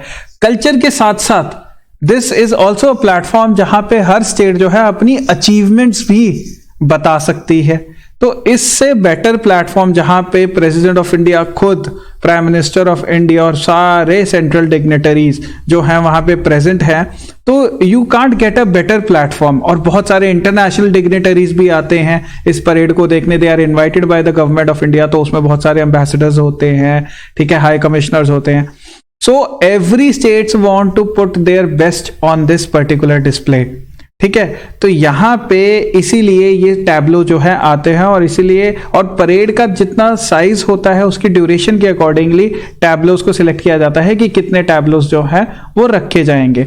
तो शुरू करने से पहले मैं आपको बता दूं कि टैब्लोस जो है वो 3 कैटेगरी में आते हैं। एक कैटेगरी होती है स्टेट्स की, कि एक तो स्टेट्स के टैब्लो आते हैं, एक होती है मिनिस्ट्री और दूसरी होती है मिनिस्ट्री की, और तीसरी होती है डिपार्टमेंट्स की। ठीक है। तो डिफरेंट मिनिस्ट्रीज, डिफरेंट डिपार्टमेंट्स जो हैं वो अपने अपने स्टेट्स भेजते हैं, टैब्लोस भेजते हैं बना के। ठीक है। और उसके बाद फिर इनमें से जब जो मार्चिंग कंटिजेंट रही हैं, इनसे पहले हमने देखा था वीडियो में, और अब जो हम ये सारे टैब्लोस देखें, तो इनमें से जो बेस्ट होता है उनको भी सिलेक्ट किया जाता है। मार्चिंग कंटिजेंट में से बेस्ट मार्चिंग कंटिजेंट सिलेक्ट किया जाता है, टैब्लोस में से बेस्ट टैब्लो सिलेक्ट किया जाता है। तो इस बार क्या खास था कि इस बार ये जो सिलेक्शन थी ये कॉमन मैन के लिए ओपन थी। तो mygov.gov.in पे जाके जो कॉमन मैन थे वो 31 जैन तक अपने वोट दे सकते थे कि उनको कौन सा बेस्ट लगा। ठीक है। तो फिर उसके बाद जो है विनर्स अनाउंस किए गए थे ऑन द 1 Feb। ऑलराइट, तो let's take a look at कि कौन कौन सी स्टेट जो है अपना अपना कल्चर कैसे कैसे प्रेजेंट करती है। तो जो सबसे पहला टैब्लो आया वो आया मेघालय का। तो मेघालय की टैब्लो जो थी उसका थीम था 50 years of statehood, 50 years of statehood. तो इसमें जो है उन्होंने शो किया कि कैसे जो हमारे विमेन लेड कोऑपरेटिव और सेल्फ हेल्प ग्रुप हैं, एसएसजीज मतलब सेल्फ हेल्प ग्रुप, तो इन्होंने कैसे जो स्टेट को जो है इकोनॉमिकली सोशली जो है ट्रांसफॉर्म किया है। ठीक है। और कैसे अपने कल्चर को जो है एट द सेम टाइम वहां पे इकोनॉमिक डेवलपमेंट आई है, सोशल डेवलपमेंट आई है, लेकिन एट द सेम टाइम अपने कल्चर के साथ जो है ये उतने ही क्लोजली आज भी अटैच है जितने पहले थे। तो in the front part you can C a women making the bamboo baskets, मतलब ये बैम्बू से बास्केट्स बना रही है। तो ये यहाँ पे आप देख सकते हैं कि ये जो जितने भी प्रोडक्ट्स हैं ये सब के सब इको फ्रेंडली हैं, they are all sustainable. And in the rear part you can see the women making handicrafts, the women making handicrafts. ठीक है। तो ये मेघालय ने जो है डिपिक्ट किया है, और साइड में आप देख सकते हैं यहाँ पे मेघालय के जो फोक डांस है उसको प्रेजेंट करते हुए वहां पे मेघालय के परफॉर्मर्स। ठीक है। फिर उसके बाद जो सेकंड नंबर पे टैब्लो था वो था home state of prime minister of India Gujarat. तो गुजरात की जो थीम थी वो थी गुजरात के आदिवासी वीर, क्रांतिवीर। तो गुजरात में जो है ट्राइबल पॉपुलेशन एग्जिस्ट करती है। तो इन ट्राइबल पॉपुलेशंस का जो हमारी इंडियन नेशनल मूवमेंट थी, जो हमारी फ्रीडम मूवमेंट थी, ठीक है, इंडियन नेशनल मूवमेंट या हमारी जो फ्रीडम मूवमेंट थी, उसमें जो कंट्रीब्यूशन था उसको जो है डिपिक्ट किया है। और उसमें से ही एक जो आप कह सकते हो कि अफसोसजनक जो एक इंसिडेंस था उसको डिस्प्ले किया गया। ठीक है। तो कैसे इन ट्राइबल्स ने जो है ब्रिटिश ऑपरेशन और ब्रिटिश जो है पावर के अगेंस्ट लड़ाई की थी। ठीक है। उनमें से ही एक साका जो है यहाँ पे रिप्रेजेंट किया गया है। उनमें वो कौन सा था, वो सबरकंथा डिस्ट्रिक्ट का वो इंसिडेंस था जिसमें ब्रिटिशर्स ने 1200 ट्राइबल्स को जो है शूट कर दिया था, उन पे गोली चला दी थी। ठीक है। और ये ट्राइबल्स जो हैं ये प्रोटेस्ट कर रहे थे against the Britishers in the leadership of Motilal Tejawat. तो यहाँ पे गुजरात के आदिवासी क्रांतिवीर, ये गुजरात का जो है इस बार का टैब्लो था। तो ये कहीं ना कहीं अगेन हमारी इंडियन नेशनल मूवमेंट से जुड़ा हुआ है। और क्यों? क्योंकि हम अपना 75th year of independence celebrate कर रहे हैं। फिर आता है गोवा। तो गोवा का जो थीम था वो था सिंबल्स ऑफ गोवन हेरिटेज, और साथ साथ उन्होंने एक छोटी सी जो है वहां पे पोर्ट्रे करने की कोशिश की है गोवा की लिबरेशन स्ट्रगल। तो आपको याद होगा कि इंडिया तो 1947 में इंडिपेंडेंट हो गया था, लेकिन गोवा जो है 1962 में जो है फाइनली वो जाके इंडिया का एक प्रॉपर पार्ट बनता है। उससे पहले वो पोर्टुगीज के कंट्रोल में था। तो यहाँ पे आप देख सकते हैं कि फ्रंट पार्ट ऑफ में जो ये यहाँ पे आप ये देख रहे हैं इन the first picture you can C fort Aguada. तो फोर्ट अगुआड़ा काफी फेमस एक टूरिस्ट स्पॉट है आज के टाइम में गोवा में। ठीक है। तो बहुत से लोग इसको दिल चाहता है फोर्ट के नाम पे भी जानते हैं, क्योंकि यहाँ पे दिल चाहता है मूवी की एक बड़ा ही आइकॉनिक सीन शूट हुआ था। बेसिकली ये जो है एक एक आप कह सकते हैं एक पोर्ट था, ठीक है, छोटा सा, जिसको पोर्टुगीज जो है as a supply replenishment base use करते थे, और इसमें एक जेल भी होती थी जहां पे जो time for the time being कैदियों को रखा जाता था। इसके साथ साथ आप मार्टियर्स मेमोरियल देख सकते हैं जो यहाँ पे गोवा के आजाद मैदान में बनाया हुआ है। यहाँ पे मार्टियर्स मेमोरियल को जो है डिपिक्ट किया गया है, ठीक है। So this was Goa's. फिर आया हरियाणा का थीम था as usual Haryana number 1 in sports. तो आपको पता ही है कि स्पोर्ट्स में हरियाणा के जो एथलीट्स हैं वो इंटरनेशनल लेवल हो या नेशनल लेवल हो सबसे आगे रहते हैं। तो हरियाणा जो है उसने मैक्सिमम नंबर ऑफ मेडल्स जो हैं वो जीते हैं इन नेशनल एज इंटरनेशनल लेवल, तो उसी को ही डिपिक्ट करते हो। और यहाँ पे आप देख सकते हैं कि डिफरेंट एथलीट्स जो हैं हरियाणा के वो इंडिया का जो ट्राई कलर है वो लेके खड़े हैं, एंड दे आर ऑल। और यहाँ पे at the rear and and on a raised platform आप देख सकते हैं कि नीरज चोपड़ा का जो है एक वहां पे स्टैचू बनाया गया है जैवलिन थ्रो करते हुए, ठीक है। इन द फ्रंट जो है एक शंख दिखाया गया है जो हरियाणा के कुरुक्षेत्र में जो गीता का जो उनका वो रहता है एक कनेक्शन है उसको दिखाया है। ओवरऑल जो ये हरियाणा का पूरा टैब्लो था इसको रथ की शेप में बनाया गया। और कौन सा? विजय रथ, जो महाभारत के टाइम जब जीत के बाद एक विजय रथ चलता था, तो ये विक्ट्री चैरियट उसी फॉर्म में इस टैब्लो को डेवलप किया गया है, क्योंकि ये सब के सब जो हैं विनर्स हैं, अपने आप में बहुत बड़े अचीवर्स हैं। और यहाँ पे कुश्ती का जो वो उनका फेवरेट स्पोर्ट है उसको डिस्प्ले करते हुए 2 आर्टिस्ट। उसके बाद आता है उत्तराखंड का थीम था प्रगति की ओर बढ़ता उत्तराखंड। देखिए उत्तराखंड जो स्टेट है वो 2000 में जो है एग्जिस्टेंस में आई थी। इससे पहले ये यूपी का पार्ट था। तो यूपी में स्टेट में से जितने भी पहाड़ी इलाके थे उनको सेपरेट करके एक अलग से स्टेट बनाया गया उत्तराखंड। तो उत्तराखंड में बहुत सारे रिलीजियस श्राइन्स हैं, ठीक है। तो उत्तराखंड में बहुत सारे टूरिस्ट स्पॉट्स हैं, पहाड़ी इलाका है, तो इसीलिए वो दिखा रहे हैं कि कैसे इन सब को प्रिजर्व करते हुए, इन सब की वैल्यू, इन सब की हेरिटेज को प्रिजर्व करते हुए भी जो है उत्तराखंड मॉडर्न डेवलपमेंट की तरफ जा रहा है। उसी का सिंबल यहां पे दिखाया है। In the front you can सी हेमकुंड साहिब, श्री हेमकुंड साहिब का श्राइन जो है यहाँ पे, and in the rear you can C Badrinath shrine, ठीक है। और बीच में आपको यहां पे ये देखने को मिल रहा है, या आप थर्ड फोटोग्राफ में देखेंगे, दिस इज द ब्रिज। ये कौन सा ब्रिज है? ये दोबरा चांटी ब्रिज है। ये दिखा रहा है कि कैसे जो है आज के टाइम में हम डेवलपमेंट उत्तराखंड में हो रही है, ठीक है। और उत्तराखंड ने अपनी जो हेरिटेज है, अपना जो कल्चर है, उसको उसी तरह से इंटैक्ट रखा हुआ है। तो मॉडर्निटी भी है और क्लासिकलनेस जो है वो भी है। फिर आया अरुणाचल प्रदेश का टैब्लो। अरुणाचल प्रदेश का टैब्लो था, उसका थीम था एंग्लो अबोर वॉर्स। तो ये अबोर कौन थे? ये वही थे, यानी आदि जो वहां पे ट्राइबल्स, अरुणाचल में काफी ट्राइबल डोमिनेटेड स्टेट है, ठीक है। और उसको हम इंडिया में अरुणाचल को बोला जाता है land of the rising sun. India के लिए वो land of the rising sun है, क्योंकि सबसे पहला जो सनराइज होता है इंडिया में वो होता है अरुणाचल प्रदेश में, ठीक है। It is the eastern most state. तो अरुणाचल प्रदेश में जो उन्होंने शो किया है, वो शो किया है कि सियांग रीजन के जो आदिवासी थे उन्होंने ब्रिटिशर्स के अगेंस्ट कैसे लड़ाई की थी, उनके ऑपरेशन के अगेंस्ट कैसे लड़ाई की थी। यहाँ पे वही चीज जो है शो की गई है उनके टैब्लो में, क्योंकि अगेन आज़ादी का अमृत महोत्सव चल रहा है। तो आज़ादी में वो लोग जिनका कंट्रीब्यूशन उतने अच्छे तरीके से जो है हम नहीं मतलब डॉक्यूमेंटाइज या आप कह लीजिए रिकॉर्ड में रख पाए जितने अच्छे तरीके से हमें रखना चाहिए था। तो every state is trying to show that उनका क्या कंट्रीब्यूशन था आज़ादी के लड़ाई में, ठीक है। तो यहाँ पे आप सियांग रीजन के अबोर्स को देख सकते हैं, दे आर फाइटिंग। अब यूपीएससी का जो कैंडिडेट है उसके लिए यहाँ पे ये एक आ जाता है कि अब उसे इस सियांग रीजन के इस अबोर्स जो हैं इनके बारे में थोड़ा बहुत पढ़ना पड़ेगा। ऐसे ही जो बाकी स्टेट्स निकल के गई हैं उनके जो डिफरेंट ट्राइबल्स हैं उनके बारे में थोड़ा पढ़ना पड़ेगा, ठीक है। Then was the Karnataka statue. Karnataka का जो स्टैचू था उनका थीम था क्रेडल ऑफ ट्रेडिशनल हैंडीक्राफ्ट्स। मतलब इंडिया की वो जगह जहां पे ट्रेडिशनल हैंडीक्राफ्ट्स सबसे ज्यादा और सबसे उम्दा तरीके से संजो के रखे गए हैं। तो कर्नाटका के स्टैचू को बहुत ही ब्यूटीफुली बनाया गया है।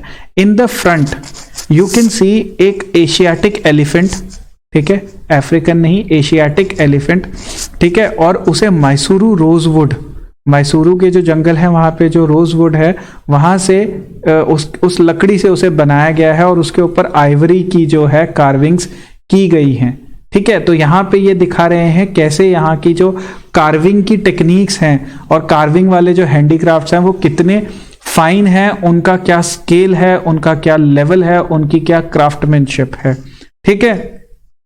फिर उसके बाद उसके साथ साथ आपको देखने को मिलते हैं ब्रोंज स्टैचू, ठीक है, टॉयज फ्रॉम चन्नापटना, ठीक है, वो जो है इस स्टैचू की हाईलाइट थे। In the middle you can see the statue of Lord Bajrangbali, ठीक है, क्योंकि कर्नाटका में माना जाता है कि हनुमान जी का जो है बर्थ प्लेस है कर्नाटका में है, और कर्नाटका गवर्नमेंट जो है उस एरिया को एक प्रॉपर रिलीजियस श्राइन के रूप में जो है डेवलप कर रही है। In the rear you can see the lady of this statue, ये इनकी बस्ट है। इन लेडी का नाम है कमला देवी चट्टोपाध्याय। कमला देवी चट्टोपाध्याय जो है उनको कहा जाता है कि ये मदर ऑफ ट्रेडिशनल हैंडीक्राफ्ट्स हैं। इंडिया के जो ट्रेडिशनल हैंडीक्राफ्ट्स है, she is known as the mother of traditional handicrafts, और इन्होंने हैंडीक्राफ्ट्स इंडस्ट्री को यूज करते हुए, इसे प्रमोट करते हुए, इसे एम्पावर करते हुए ब्रिटिशर्स के अगेंस्ट जो है इंडियन नेशनल मूवमेंट में कैसे अपना कंट्रीब्यूशन दिया था। So through the traditions of handicraft Kamala Devi ji ने ब्रिटिशर्स हमारी इंडियन नेशनल मूवमेंट में बहुत मेजर जो है कंट्रीब्यूशन दी थी, उसी को डिपिक्ट करता हुआ यहाँ पे कर्नाटका का स्टैचू। फिर आया जम्मू एंड कश्मीर। अब जम्मू एंड कश्मीर जो है वो 370 अमेंड होने के बाद जो है वो क्या बन चुका है, वो एक यूटी बन चुका है। तो यहाँ पे UT of Jammu and Kashmir ने जो अपना टैब्लो भेजा उसमें उन्होंने यही चीज दिखाई कि कैसे जम्मू एंड कश्मीर जो है अब रैपिडली चेंज हो रहा है। तो यहाँ पे आप देख सकते हैं कि फ्रंट में उन्होंने कितनी सारी यहाँ पे बिल्डिंग्स बना रखी हैं। पहाड़ जो है वो जम्मू एंड कश्मीर के पहाड़ दिखा रहे हैं, वो पीर पंजाल रेंज को दिखा रहे हैं, ठीक है। और वहां पे आप देख सकते हैं इन बिल्डिंग्स में माता वैष्णो देवी श्राइन भवन है, ठीक है। उसके बाद इंडियन इंस्टीट्यूट ऑफ मैनेजमेंट है, IIM है, IIT है, एम्स है, और जो इंटरनेशनल एयरपोर्ट जो है वो डेवलप हो रहा है। उसके साथ साथ आप यहाँ पे देख सकते हैं थर्ड फोटोग्राफ में ये कैसे एक रेल लिंक जो है बनाया जा रहा है। ये है बनिहाल काजीगंड हाईवे टनल, ठीक है, और ये one of the longest tunnel है, ये पहाड़ के बीच में से जो ये निकल के आ रही है। तो कैसे जो बड़ी बड़े जो वो हैं खाई हैं उनको कैसे ब्रिजेस से कवर किया जा रहा है, जो पहाड़ है उनमें टनल्स करके, मतलब कनेक्टिविटी तो हो रही है, साथ ही साथ जो है डेवलपमेंट को भी हर जगह तक, हर पार्ट तक वो JNK के पहुंचे, वो जो है यहाँ पे दिखाने की कोशिश की गई है, ठीक है। उसके बाद आया छत्तीसगढ़ का टैब्लो।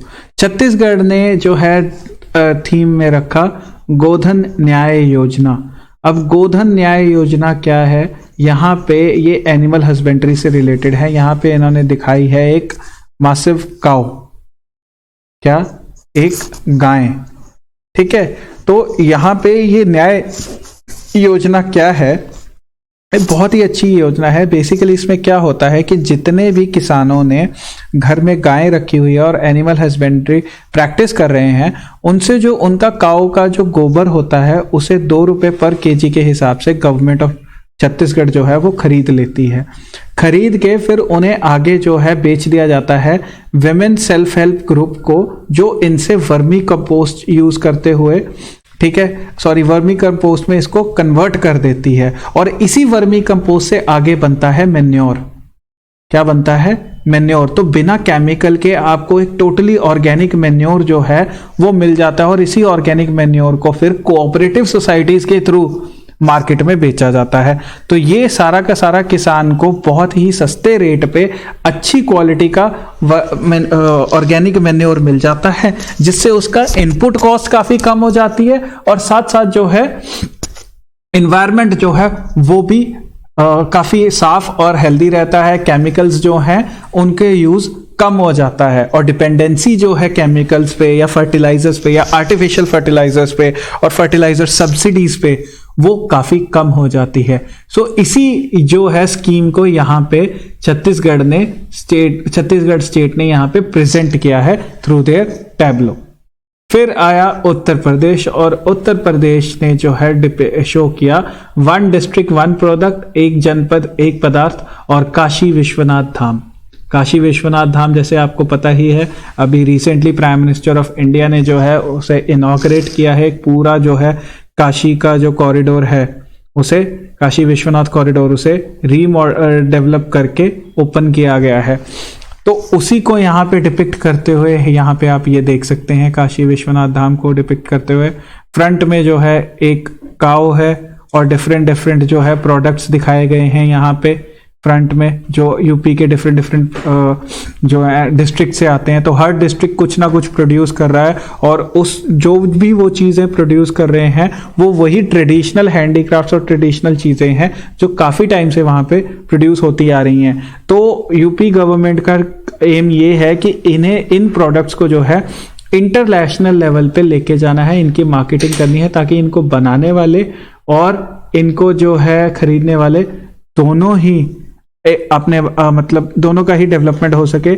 बनाने वालों का डेवलपमेंट तो फाइनेंशियली होगा ही होगा, सोशली होगा ही होगा। खरीदने वालों का डेवलपमेंट कैसे होगा कि वो अपना कार्बन फुटप्रिंट जो है उसे रिड्यूस कर सकते हैं, और साथ ही साथ जो इकोनॉमिक डेवलपमेंट है उसमें of the lower straight of society उसमें अपना जो है पार्टिसिपेशन दे सकते हैं। ठीक है। और काशी विश्वनाथ टेम्पल जैसे आपको पता ही है, it was built by queen Ahilya Bai Holkar in 1780। ठीक है। तो इन दो चीजों को जो है यूपी ने अपने टैब्लो में प्रेजेंट किया। फिर आया महाराष्ट्र। तो महाराष्ट्र का जो टैब्लो था उसमें बात की गई बायोडाइवर्सिटी की और स्टेट के बायो सिंबल्स की। अब बायो सिंबल्स क्या होते हैं? Bio symbols can be flora और फौना, यानी वो पेड़ पौधे या फिर कोई एनिमल्स हो सकते हैं, फ्लोरा एंड फौना, जो बेसिकली हेल्थ दिखाते हैं किसी एरिया के इन्वायरमेंट की, कि वो कितना हेल्दी है। अगर ये सारे के सारे बायो सिंबल्स वहां पे आपको मिल रहे हैं, दैट मीन्स इन्वायरमेंट हेल्दी है, तभी आपको बायो सिंबल्स वहां पे दिख रहे हैं। अगर इन्वायरमेंट हेल्दी नहीं है तो इनमें से बायो सिंबल्स दिखने बंद हो जाएंगे। तो महाराष्ट्र स्टेट के 5 बायो सिंबल्स हैं। कौन कौन से? एक तो जायंट इंडियन स्क्विरल, ठीक है, जो कि सह्याद्री यानी वेस्टर्न घाट्स माउंटेन में देखने को मिलती है। एक नई स्पाइडर स्पीसीज जो वहां पे मिली है और उनका नाम जो है पुलिसमैन तुकाराम ओम्बले के नाम पे रखा गया है, और ये पुलिसमैन वही थे जिन्होंने अजमल कसाब को पकड़ा था। ठीक है। हाँ, अजमल कसाब के पास AK-47 थी और इनके पास एक डंडा था, फिर भी इन्होंने एग्जेम्पलरी करेज शो करते हुए अजमल कसाब को पकड़ा था, और उसी वजह से हमें जो है कसाब जिंदा पकड़ पाए थे। ठीक है। तो उनके नाम पे इस स्पाइडर का नाम जो है रखा गया है, उनको ऑनर करते हुए। ठीक है। उसके बाद ये स्टेट एनिमल, सॉरी वो तो जायंट स्क्विरल है ही है, और उनको उसका नाम रखा हुआ है शेखरू। ठीक है। फिर हरियाल है जो इनकी स्टेट बर्ड है, यहाँ पे आप ये देख सकते हैं येलो कलर की। ठीक है। ये इनकी स्टेट बर्ड है। उसके बाद स्टेट बटरफ्लाई है ब्रू मॉर्मॉन, ये यहाँ पे आप फ्रंट में देख सकते हैं इनकी state butterfly.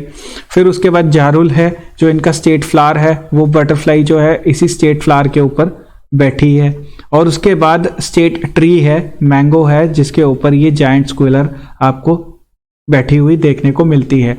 So this are the 5 bio symbols of Maharashtra, और बहुत ही ब्यूटीफुल तरीके से और बहुत ही अच्छा यहाँ पे एक मैसेज जो है वो कन्वे करते हुए। साइड में यहाँ पे आप देख सकते हैं कि पीकॉक्स जो हैं उस फॉर्म में ड्रेसअप होके आ रखे हैं महाराष्ट्र के परफॉर्मर्स, और साथ में जा रहे हैं। आप पीकॉक हमारा जो है वो नेशनल बर्ड है। ऑलराइट। तो महाराष्ट्र ने काफी अच्छा जो है यहाँ पे अपना भेजा। फिर आता है पंजाब। तो पंजाब का जो थीम था वो था पंजाब की contribution in India's freedom struggle. तो जब भी पंजाब में और पंजाब की और फ्रीडम स्ट्रगल की बात एक साथ होगी तो इन तीनों का नाम सबसे आगे आएगा। ठीक है। इन तीनों में से सरदार भगत सिंह, सुखदेव और राजगुरु, इन तीनों का नाम आएगा ही आएगा। ऑल्दो राजगुरु जो हैं वो महाराष्ट्र से बिलोंग करते थे। ठीक है। लेकिन पंजाब के जो फ्रीडम फाइटर्स हैं, स्पेशली जो रेवोल्यूशनरीज हैं, वो सबसे ज्यादा फेमस पंजाब, बंगाल और महाराष्ट्र के ही हैं।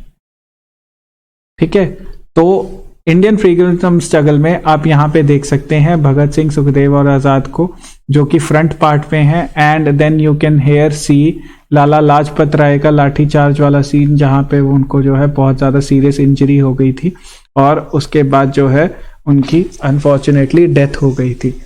ठीक है, और उसके बाद आप यहाँ पे देख सकते हैं कैसे उधम सिंह जो है जनरल डायर को गोली मारते हैं to avenge the death of Jallianwala Bagh. ठीक है, तो यहाँ पे सरदार भगत सिंह, लाला लाजपत राय और उधम सिंह तीनों को जो है शो करते हुए, और यही पंजाब का थीम था, the contribution in freedom struggle. Side में पंजाब के जो है आप देख सकते हैं फोक डांसर्स भांगड़ा और गिद्दा परफॉर्म करते हुए। ऑलराइट, फिर स्टेट्स के बाद आती हैं डिफरेंट मिनिस्ट्रीज और डिपार्टमेंट। तो सबसे पहले जो मिनिस्ट्री आई वो आई मिनिस्ट्री ऑफ कल्चर। तो उसमें जो उनका थीम था वो था 150 ईयर्स ऑफ श्री अरबिंदो। अब श्री अरबिंदो आपको पता है काफी फेमस जो है फ्रीडम फाइटर रहे हैं, और जो हमारा रेवोल्यूशनरी फेज 1 था, रेवोल्यूशनरी फेज 1 जिसमें स्वदेशियन बाइकआउट मूवमेंट काफी चली थी। ठीक है, तो उसमें इनका भी काफी जो है पार्टिसिपेशन रहती है। उसके बाद ये जो है थोड़ा फ्रीडम मूवमेंट से विड्रॉ करके स्पिरिचुअलिटी की तरफ चले जाते हैं और पौंडीचेरी में जो है अपना बेस डेवलप करते हैं, और इसी पौंडीचेरी बेस का जो इनका जो पूरा मेमोरियल है उसको यहाँ पे शो करती हुई मिनिस्ट्री ऑफ कल्चर। तो 150 ईयर्स ऑफ श्री अरबिंदो यहाँ पे शो करते हुए। ठीक है, फिर आती है ministry of education and skill development. तो इन्होंने जो अपना टैब्लो बनाया है उसका थीम रखा न्यू एजुकेशन पॉलिसी, और इनका जो टैब्लो था वो बहुत ही ब्रिलियंट तरीके से बनाया गया, उसमें बहुत ही डीप एक मैसेज कन्वे किया गया। तो वो डीप मैसेज क्या कन्वे किया गया कि इनकी स्टार्टिंग में आप यहाँ पे देख सकते हैं कि मिनिस्ट्री ऑफ एजुकेशन की स्टार्टिंग में यहाँ पे बहुत बड़े बड़े ऋषि मुनि जो हैं वो बैठे जो हैं तप कर रहे हैं और जो है दीक्षा ले रहे हैं अपने गुरुजनों से। तो ये शो करता है वो टाइम, वो एंशिएंट इंडिया जो विश्व गुरु था, वो एंशिएंट इंडिया जिसको विश्व गुरु बोलते थे, जिसने वर्ल्ड में ना सिर्फ नंबर 0 दिया, लोगों को लगता है कि इंडिया ने सिर्फ 0 जो है नंबर वही दिया है, एक्चुअली 0 से लेकर 9 तक जितने नंबर हैं सब के सब इंडिया ने ही दिए हैं। ठीक है, ज्योमेट्री, ठीक है, उसके बाद एस्ट्रोलॉजी, एस्ट्रोनॉमी, ठीक है, उसके बाद आपका जो है केमिकल साइंस, मेडिकल साइंस, ये सब का सब जो है इंडिया ने नॉलेज जो है पूरे वर्ल्ड के साथ शेयर की। हमारे यहाँ पेटेंट का कोई रिवाज नहीं होता था, तो बहुत सी चीज़ें हमारे यहाँ से गेन करके ग्रीक्स ने और वेस्टर्न कंट्रीज ने अपने नाम पे पेटेंट करवाई। बट ओरिजिनली जो यहाँ पे थीम है वो यही दिखा रहा है कि इस स्टेटस से हम स्टार्ट हुए थे। ओवर द टाइम इन्वेडर्स आए, एक के बाद एक के बाद एक इन्वेडर्स आए, 1000 साल हम जो है बाहरी ताकतों के गुलाम रहे, और अब दोबारा जो नेशनल एजुकेशन पॉलिसी आई है 2020 की, ये हमें वापस यही स्टेटस दोबारा दिलाएगी। और इस नेशनल एजुकेशन पॉलिसी को हमने इसी हिसाब से डिजाइन किया है, जिसमें हमने रिसर्च और जो डेवलपमेंट है उस पे जोर देना है, हमने आउटकम्स पे जोर देना है, ना कि मार्क्स पे जोर देना है। ठीक है, तो यहां पे वही दिखाया है, the theme was Vedas to metaverse, from Vedas to metaverse. ठीक है, तो गुरुकुल सिस्टम को दिखाया है और वापस जो है हम उसी विश्व गुरु वाले स्टेटस पे यहां पहुंचेंगे। ठीक है, तो जो बैक साइड पोर्शन था उसमें आप एक देख सकते हैं ब्रेन जो बल्ब की तरह ग्लो कर रहा है, which is symbolising innovation and creativity. ठीक है, और फिर आप डिफरेंट उसमें देख सकते हैं कि एजुकेशनिस्ट हैं, साइंटिस्ट हैं, तो ये सब के सब जो है अपना कंट्रीब्यूशन यहाँ पे दे रहे हैं। तो ये ministry of education and skill development का बहुत ही ब्यूटीफुली और बहुत ही अच्छे तरीके से कंस्ट्रक्टेड एक टैब्लो। फिर ministry of communication, department of post, तो इनका थीम था इंडिया पोस्ट एट 75। तो देखिए जो डिपार्टमेंट ऑफ पोस्ट है ये ब्रिटिशर्स के लेगेसी है जो उन्होंने यहाँ पे शुरू करवाया था। ठीक है, लेकिन इंडिया पोस्ट एट 75 का एक खास मोटो है, वो है विमेन एम्पावरमेंट। उसी विमेन एम्पावरमेंट को इस टैब्लो में जो है डिपिक्ट करते हुए, जैसे यहाँ पे एक लेडी है, वो लेडी जो है वो पोस्टमैन है, और कैसे वो अपने हाथ में एक मॉडर्न गैजेट को यूज करते हुए वो डिपिक्ट वो अपना काम जो है वो कर रही हैं। यहाँ पे आप देख सकते हैं कि कैसे पोस्ट ऑफिस में जो सब कुछ सिस्टम्स जो हैं वो ऑनलाइन चल रहे हैं। The staff is again female symbolising women empowerment, ठीक है। और उसके बाद आप यहाँ पे देख सकते हैं ये व्हाइट कलर की building, this is the general post office building of Kolkata, ठीक है, जो कि इंडिया में ओल्डेस्ट जीपीओ है, ठीक है। तो यहाँ पे आप ये देख सकते हैं। और फिर floating post office of Srinagar को यहाँ पे डिपिक्ट किया गया है इसी टैब्लो में। तो ये अपने आप में एक वर्ल्ड का one of the few floating post office है जो श्रीनगर की डल लेक में आपको देखने को मिलेगा। तो अब पोस्ट ऑफिस में बहुत सारी जो स्कीम्स हैं स्पेशली विमेन एम्पावरमेंट के लिए, तो वो आप देख सकते हैं, जैसे सुकन्या समृद्धि योजना है, गर्ल चाइल्ड के नाम पे ये स्कीम चलती है और इसमें जो है बहुत सारे लोगों ने बहुत बढ़ चढ़ के जो है इन्वेस्ट किया है। ऑलराइट, तो ये था ministry of communication and department of post का tableau. Then is ministry of textile. तो मिनिस्ट्री ऑफ टेक्सटाइल का जो फीचर था वो था शटलिंग टू द फ्यूचर। तो हमारी जो टेक्सटाइल है, अगेन एंशिएंट इंडिया के टेक्सटाइल्स काफी फेमस थे, ठीक है। एंशिएंट इंडिया का जो टेक्सटाइल था उसकी डिमांड इतनी ज़्यादा थी वेस्टर्न वर्ल्ड में कि उसके कीमत करीब करीब 4 से 6 गुना हो जाती थी जब तक वो अपने कस्टमर के पास पहुंचता था, ठीक है। तो उसी में ही जो है वो दिखा रहे हैं कैसे इस हम ट्रेडिशनल तरीके से अपनी जो वीविंग करते आ रहे हैं वहां से, और उसके साथ कनेक्टेड रहते हुए भी, जिसमें चरखा भी आता है और चरखा जो है बहुत इंपॉर्टेंट था हमारी फ्रीडम स्ट्रगल में भी, ठीक है। तो ये आत्मनिर्भर भारत को भी दिखा रहा है और बदलते भारत को भी दिखा रहा है कि कैसे हम इससे, यानी इस ट्रेडिशनल हमारे तरीके से अब इस मैकेनाइज तरीके की तरफ पहुंचे हैं, लेकिन फिर भी हमने अपना जो एक फंडामेंटल आइडेंटिटी है, एक जो हमारा ट्रेडिशनल स्किल है, उसे नहीं छोड़ा है। तो अब आपको पता ही होगा कि इंडिया में पीपीई किट्स जो हैं वो 2020 से पहले मैन्युफैक्चर बहुत ही कम होती थी। इनफैक्ट एक या दो इक्का दुक्का ही मैन्युफैक्चर थे। आज के टाइम में India one of the largest producer of PPE kits है, ठीक है। उसके अलावा एग्जॉस्ट जेट्स दिखाए हुए हैं, जो पूरा का पूरा टैब्लो है उसको एक रॉकेट की शेप में दिया गया और उसके बैक साइड पे आप एग्जॉस्ट जेट्स जो हैं वो देख सकते हैं। तो वहां पे आप देख सकते हैं कि कैसे मटेरियल साइंस में हम डेवलप करते जा रहे हैं। उसके बाद मैन मेड फाइबर्स, ठीक है, और टेक्निकल फाइबर्स, टेक्निकल टेक्सटाइल्स में हम कैसे आगे बढ़ते जा रहे हैं। हमारी सिल्क वीविंग जो है उसमें जो है हम कैसे जो है डेवलपमेंट कर रहे हैं। तो all the things that are there in future, ठीक है। तो हम फ्यूचर की तरफ कैसे जा रहे हैं, ठीक है। Then was ministry of civil aviation, और मिनिस्ट्री ऑफ सिविल एविएशन का थीम था उड़ान उड़े देश का आम नागरिक। ये वो स्कीम थी जिसमें हम अंडर कनेक्ट और अनकनेक्टेड एयरपोर्ट्स को जो है कनेक्ट कर रहे हैं टू द मेन एयरपोर्ट्स, और इंडिया में एयर कनेक्टिविटी को जो है इंक्रीज कर रहे हैं। इन्होंने अपना पूरा का पूरा जो टैब्लो है उसको एक प्लेन की, एक सिविलियन प्लेन की फॉर्म दी है, जिसमें सेंटर में आप देख सकते हैं लॉर्ड बुद्धा जो है उनको दिखाया गया है, ठीक है। साथ में उनसे रिलेटेड जो डिफरेंट श्राइन्स हैं उनको दिखाया गया है।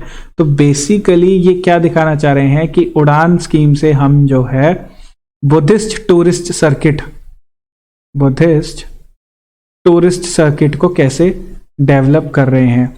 अब बुद्धिस्ट टूरिस्ट सर्किट में क्या क्या आएगा, तो जैसे कि आपको पता ही होगा कि जो अभी अभी लेटेस्ट कुशीनगर में इंटरनेशनल एयरपोर्ट का जो है इनॉग्रेशन किया गया है, और बहुत जल्द वहां पे एक इंटरनेशनल एयरपोर्ट जो है ऑपरेशनल होगा। So that is what is being shown कि हम बुद्धिज्म जो है उनसे रिलेटेड जितनी इंपॉर्टेंट साइट्स हैं उनको आपस में एयर कनेक्टिविटी प्रोवाइड करेंगे, ठीक है।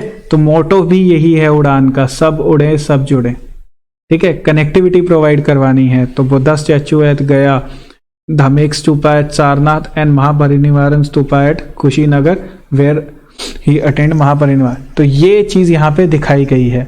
इसके अलावा मिडिल पोर्शन में और क्या क्या था, हेरिटेज साइट्स हैं जैसे हुमायूं टूम है, ठीक है, कोणार्क सन टेम्पल है, हम्पी का चैरियट टेम्पल्स हैं और अजंता केव्स हैं, ठीक है। इन सबको जो है एयर कनेक्टिविटी के साथ जोड़ा गया है, और यही दिखाने की कोशिश यहाँ पे की गई है कि आम नागरिक जो है वो भी अपने हेरिटेज से भी जुड़ा रह सकता है, थ्रू मॉडर्न मीन्स। मॉडर्निटी का ये मतलब नहीं है कि हम अपने ट्रेडिशंस, हम अपनी कल्चर, हम अपनी रूट्स को छोड़ दें, बट हम उनसे कनेक्टेड रहें, और यही मोटो था, right. Then came the ministry of home affairs, और मिनिस्ट्री ऑफ होम अफेयर्स में उन्होंने स्पेसिफिकली सीआरपीएफ को दिखाया है। सीआरपीएफ जो है वही थीम थी किसका, मिनिस्ट्री ऑफ होम अफेयर्स के टैबलो का। तो सीआरपीएफ एक स्पेशल फोर्स है जिसका फुल फॉर्म है central police reserve force, central reserve police force, ठीक है। और ये सरदार वल्लभ भाई पटेल ने जो है उनका आइडिया था, उनके ब्रेन चाइल्ड था, उन्होंने ही इस फोर्स को जो है रेज किया था। और वही चीज आप यहाँ पे टैबलो में देख सकते हैं कि यहाँ पे आप देख सकते हैं कि कैसे सीआरपीएफ का एक सोल्जर जो है वो सरदार वल्लभ भाई पटेल से प्रेसिडेंट्स कलर ले रहा है, ठीक है। तो इस फोर्स को कब रेज किया गया था, ठीक है, इस फोर्स को रेज किया गया था in the early years of India, 1947, 48, 49 के अराउंड इसे रेस किया गया था।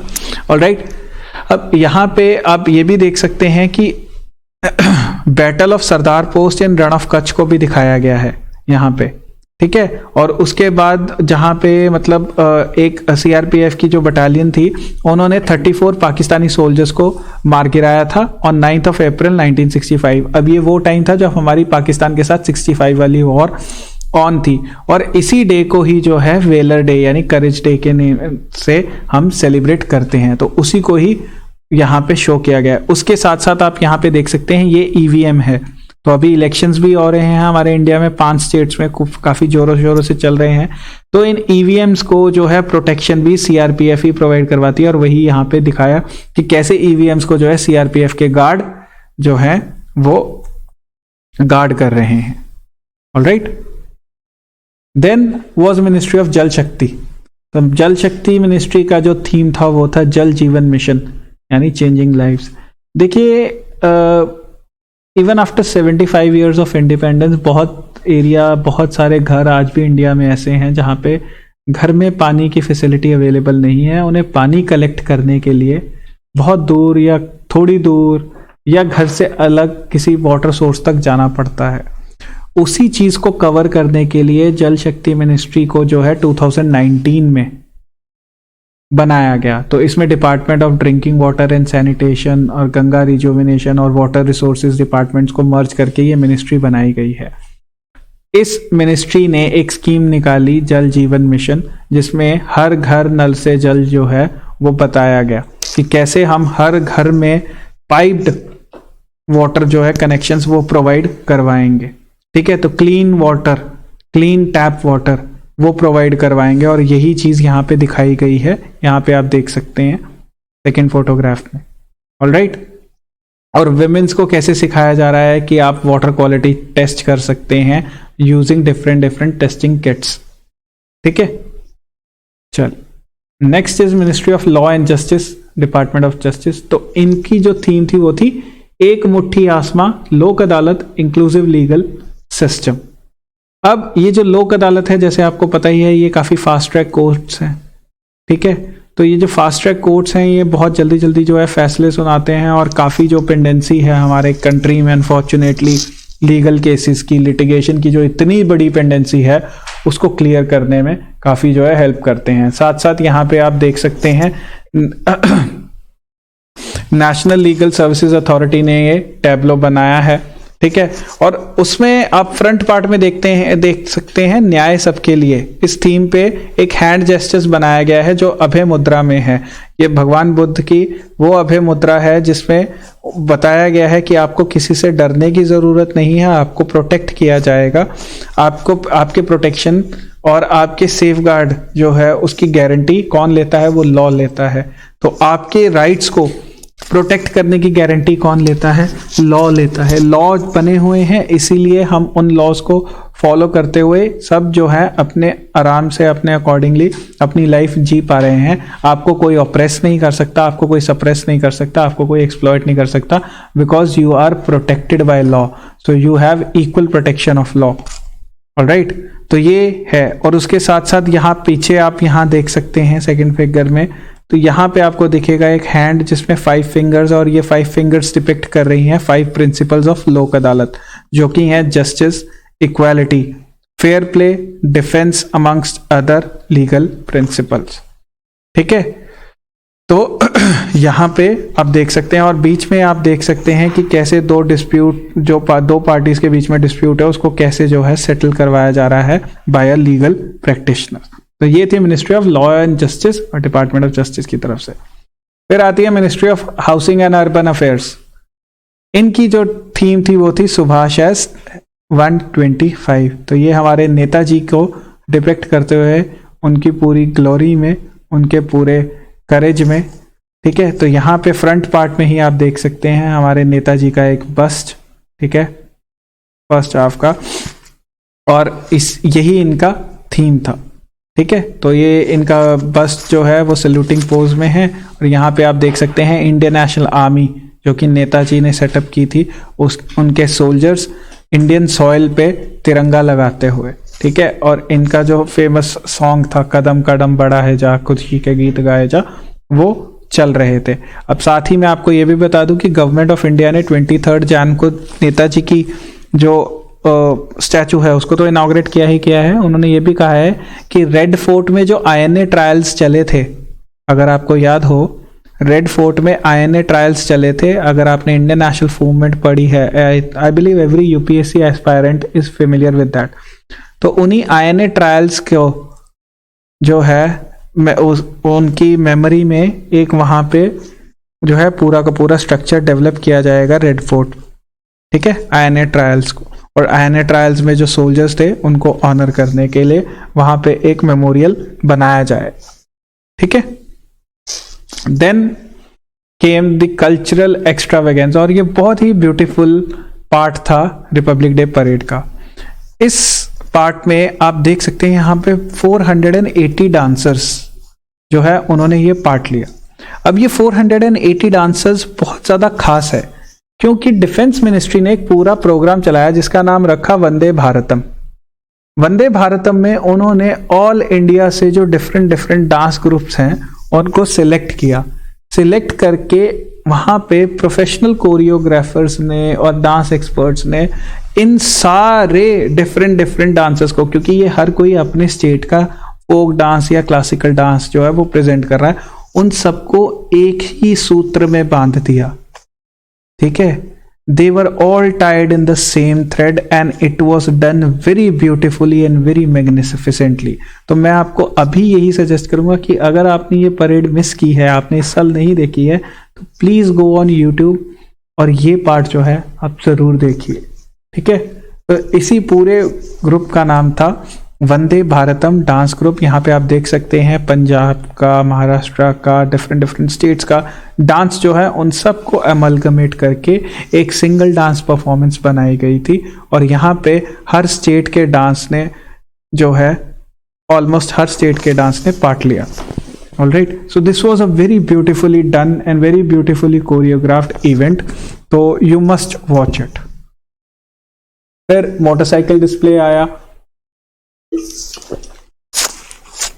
जो हमारी विमेन्स हैं BSF की, उनकी जो पूरी मोटरसाइकिल टीम है जिनका नाम रखा गया है सीमा भवानी, उन्होंने जो है मोटरसाइकिल पे अपने अपने जो हैं करतब दिखाए। तो यहाँ पे आप देख सकते हैं कि डिफरेंट करतब उन्होंने दिखाए, जैसे women salute, single kneeling, chair riding, fish riding, double back riding, ladder formation, crown position, ये सब यहाँ पे शो करते हुए।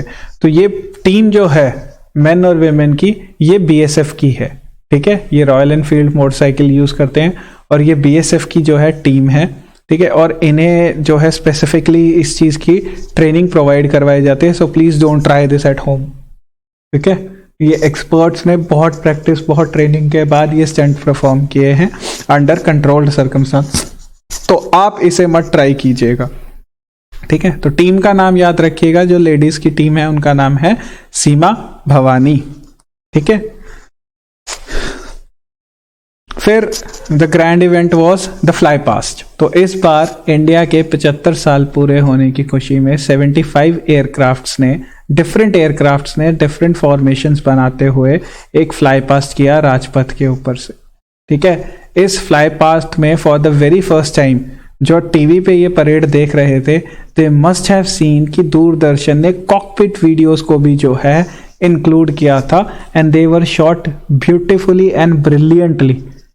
ठीक है, तो यहाँ पे डिफरेंट डिफरेंट एयरक्राफ्ट्स को शो किया गया, जिनमें रफाल्स थे, सुखोइस थे, जैगुआर, मी-17, Sarang helicopter team, Apache helicopters, Dakota aircrafts. ठीक है, और ये डिफरेंट डिफरेंट फॉर्मेशंस में उड़े। तो टोटल 75 एयरक्राफ्ट्स थे। ठीक है, अगर मैं एयरक्राफ्ट का टोटल हर एयरक्राफ्ट को इंक्लूड करूं तो देयर वर टोटल 75 एयरक्राफ्ट। तो यहाँ पे आप ये वाली पिक्चर देखिए, ये वाली पिक्चर देखिए, ये वाली पिक्चर देखिए, ये देखिए। तो ये सब के सब जो हैं ये कॉकपिट से शूट किए गए हैं। एक एयरक्राफ्ट एक एयरक्राफ्ट की कॉकपिट से बाकी एयरक्राफ्ट को जो है शूट किया गया है। So you can see they are flying way above the clouds. यहाँ पे आपको कर्व आराम से दिख रहा है अर्थ का, यहाँ पे आपको होराइजन दिख रहा है। तो इस हाइट पे ये उड़ते हुए राजपथ पे दोबारा डिसेंट करते हैं और पूरा 300 फीट्स की हाइट पे अप्रोक्सीमेटली जो है ये पूरा का पूरा फ्लाई पास्ट परफॉर्म करते हैं। तो यहाँ पे you can see the performing at a height of approximately 300 feets above the Rajpath. ठीक है, तो डिफरेंट डिफरेंट फॉर्मेशंस थी। ठीक है, और हमने देखा कि यहाँ पे टोटल 17 जो हैं एयरक्राफ्ट, उन्होंने 75 की एक फॉर्मेशन फॉर्म की थी और उसमें उड़े थे। यहाँ पे आप ये देख सकते हैं कि 75 की फॉर्मेशन फॉर्म करते हुए ये एयरक्राफ्ट फ्लाई पास्ट करते हुए गए थे। ठीक है, देन एक और बहुत ब्यूटीफुल जो है वो लम्हा आया इस परेड का। जो ये हॉर्स है यहाँ पे, ये हॉर्स, इसका नाम है विराट।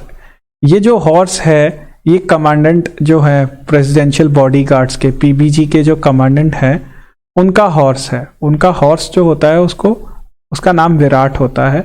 तो ये पिछले 13 साल से अपनी सर्विस दे रहा था। उसके बाद इसे फाइनली इस परेड के बाद रिटायर कर दिया गया है। तो आप देख सकते हैं यहाँ पे प्राइम मिनिस्टर ऑफ इंडिया और प्रेसिडेंट ऑफ इंडिया जो है इसे फाइनल गुड बाय करते हुए। ठीक है, तो काफ़ी जो है इनिशियली लोगों को समझ नहीं आया, लेकिन बाद में जब पता लगा कि he is actually retiring and the president and the prime minister and the other dignitaries were saying good by two the horse, तो ये बहुत एक अच्छा था। और इस हॉर्स की खासियत क्या है कि इट वाज द फर्स्ट जिसको चीफ ऑफ आर्मी स्टाफ की जो है कमेंडेशन दी गई थी on this year on army day. जनवरी 15 को आर्मी डे होता है, तो उस दिन इस हॉर्स को जो है तो आर्मी चीफ की कमेंडेशन से जो है ऑनर किया गया था। और इस कमेंडेशन को रिसीव किया था इसके जो राइडर हैं, that is commandant of PBG colonel Anoop Tiwari. ठीक है, तो ये it is the first horse to get that. अब ये हॉर्स कौन सी ब्रीड का है? ये हनोवेरियन ब्रीड का हॉर्स है जो यूजुअली जर्मनी से आते हैं। ठीक है, and he was inducted into PBG यानी प्रेसिडेंशियल बॉडीगार्ड में ये शामिल हुए थे इन द ईयर 2003।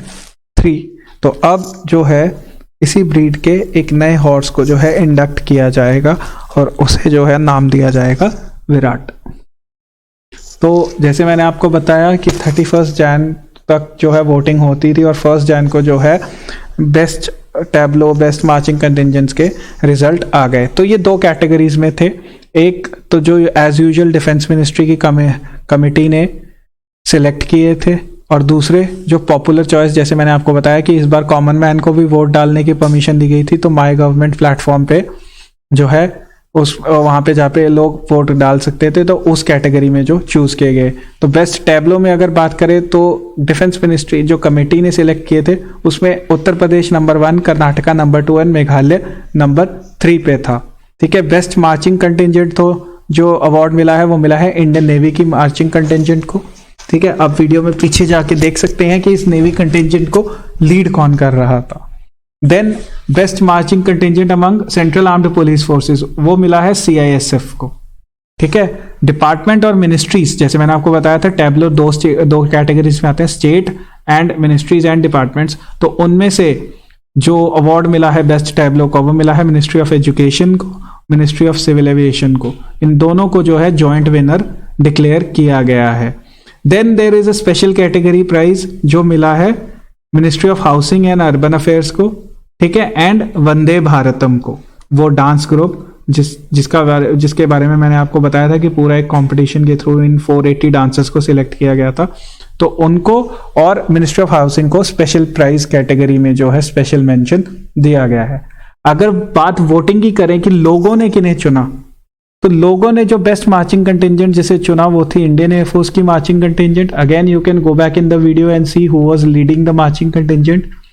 और स्टेट्स में जो नंबर 1 पे रही वो रही महाराष्ट्र, नंबर 2 पे रही उत्तर प्रदेश और नंबर 3 पे रही JNK। मिनिस्ट्रीज में मिनिस्ट्री ऑफ कम्युनिकेशन जो है, जो पोस्ट डिपार्टमेंट की और जो है विमेन एम्पावरमेंट वाली थीम की जो टैब्लो थी उसको दिया गया, और CAPF में CRPF को जो है बेस्ट मार्चिंग कंटिजेंट का अवार्ड मिला। तो ये थी हमारी इस साल की रिपब्लिक डे परेड। तो आई होप आप सब ने बहुत कुछ या कुछ ना कुछ इस एनालिसिस से, इस परेड के एनालिसिस से सीखा होगा। तो इस परेड के थ्रू जैसे मैंने आपको कहा कि ये सिर्फ एक छुट्टी नहीं है, ये सिर्फ एक इवेंट नहीं है, एक रूटीन अफेयर नहीं है, ये एक बहुत ही ग्रैंड जो है ना मैसेज है जो गवर्नमेंट ऑफ इंडिया इंडियंस को देना चाहती है, या आप कह लीजिए कि दिल्ली जो है बाकी पूरे इंडिया तक पहुंचाना चाहती है, एक कनेक्ट जो है बनाना चाहती है। क्योंकि इंडिया में चाहे जितनी मर्जी डाइवर्सिटी हो, उस डाइवर्सिटी को हम सेलिब्रेट करते हैं, ठीक है। और इसीलिए जो है एक भारत श्रेष्ठ भारत है, ठीक है। तो अगर आपको कोई भी डाउट हो you can type it in the comment section.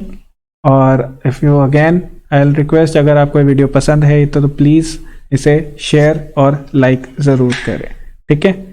चलिए, I hope you will keep on working hard. Thank you for your time. Jai Hind.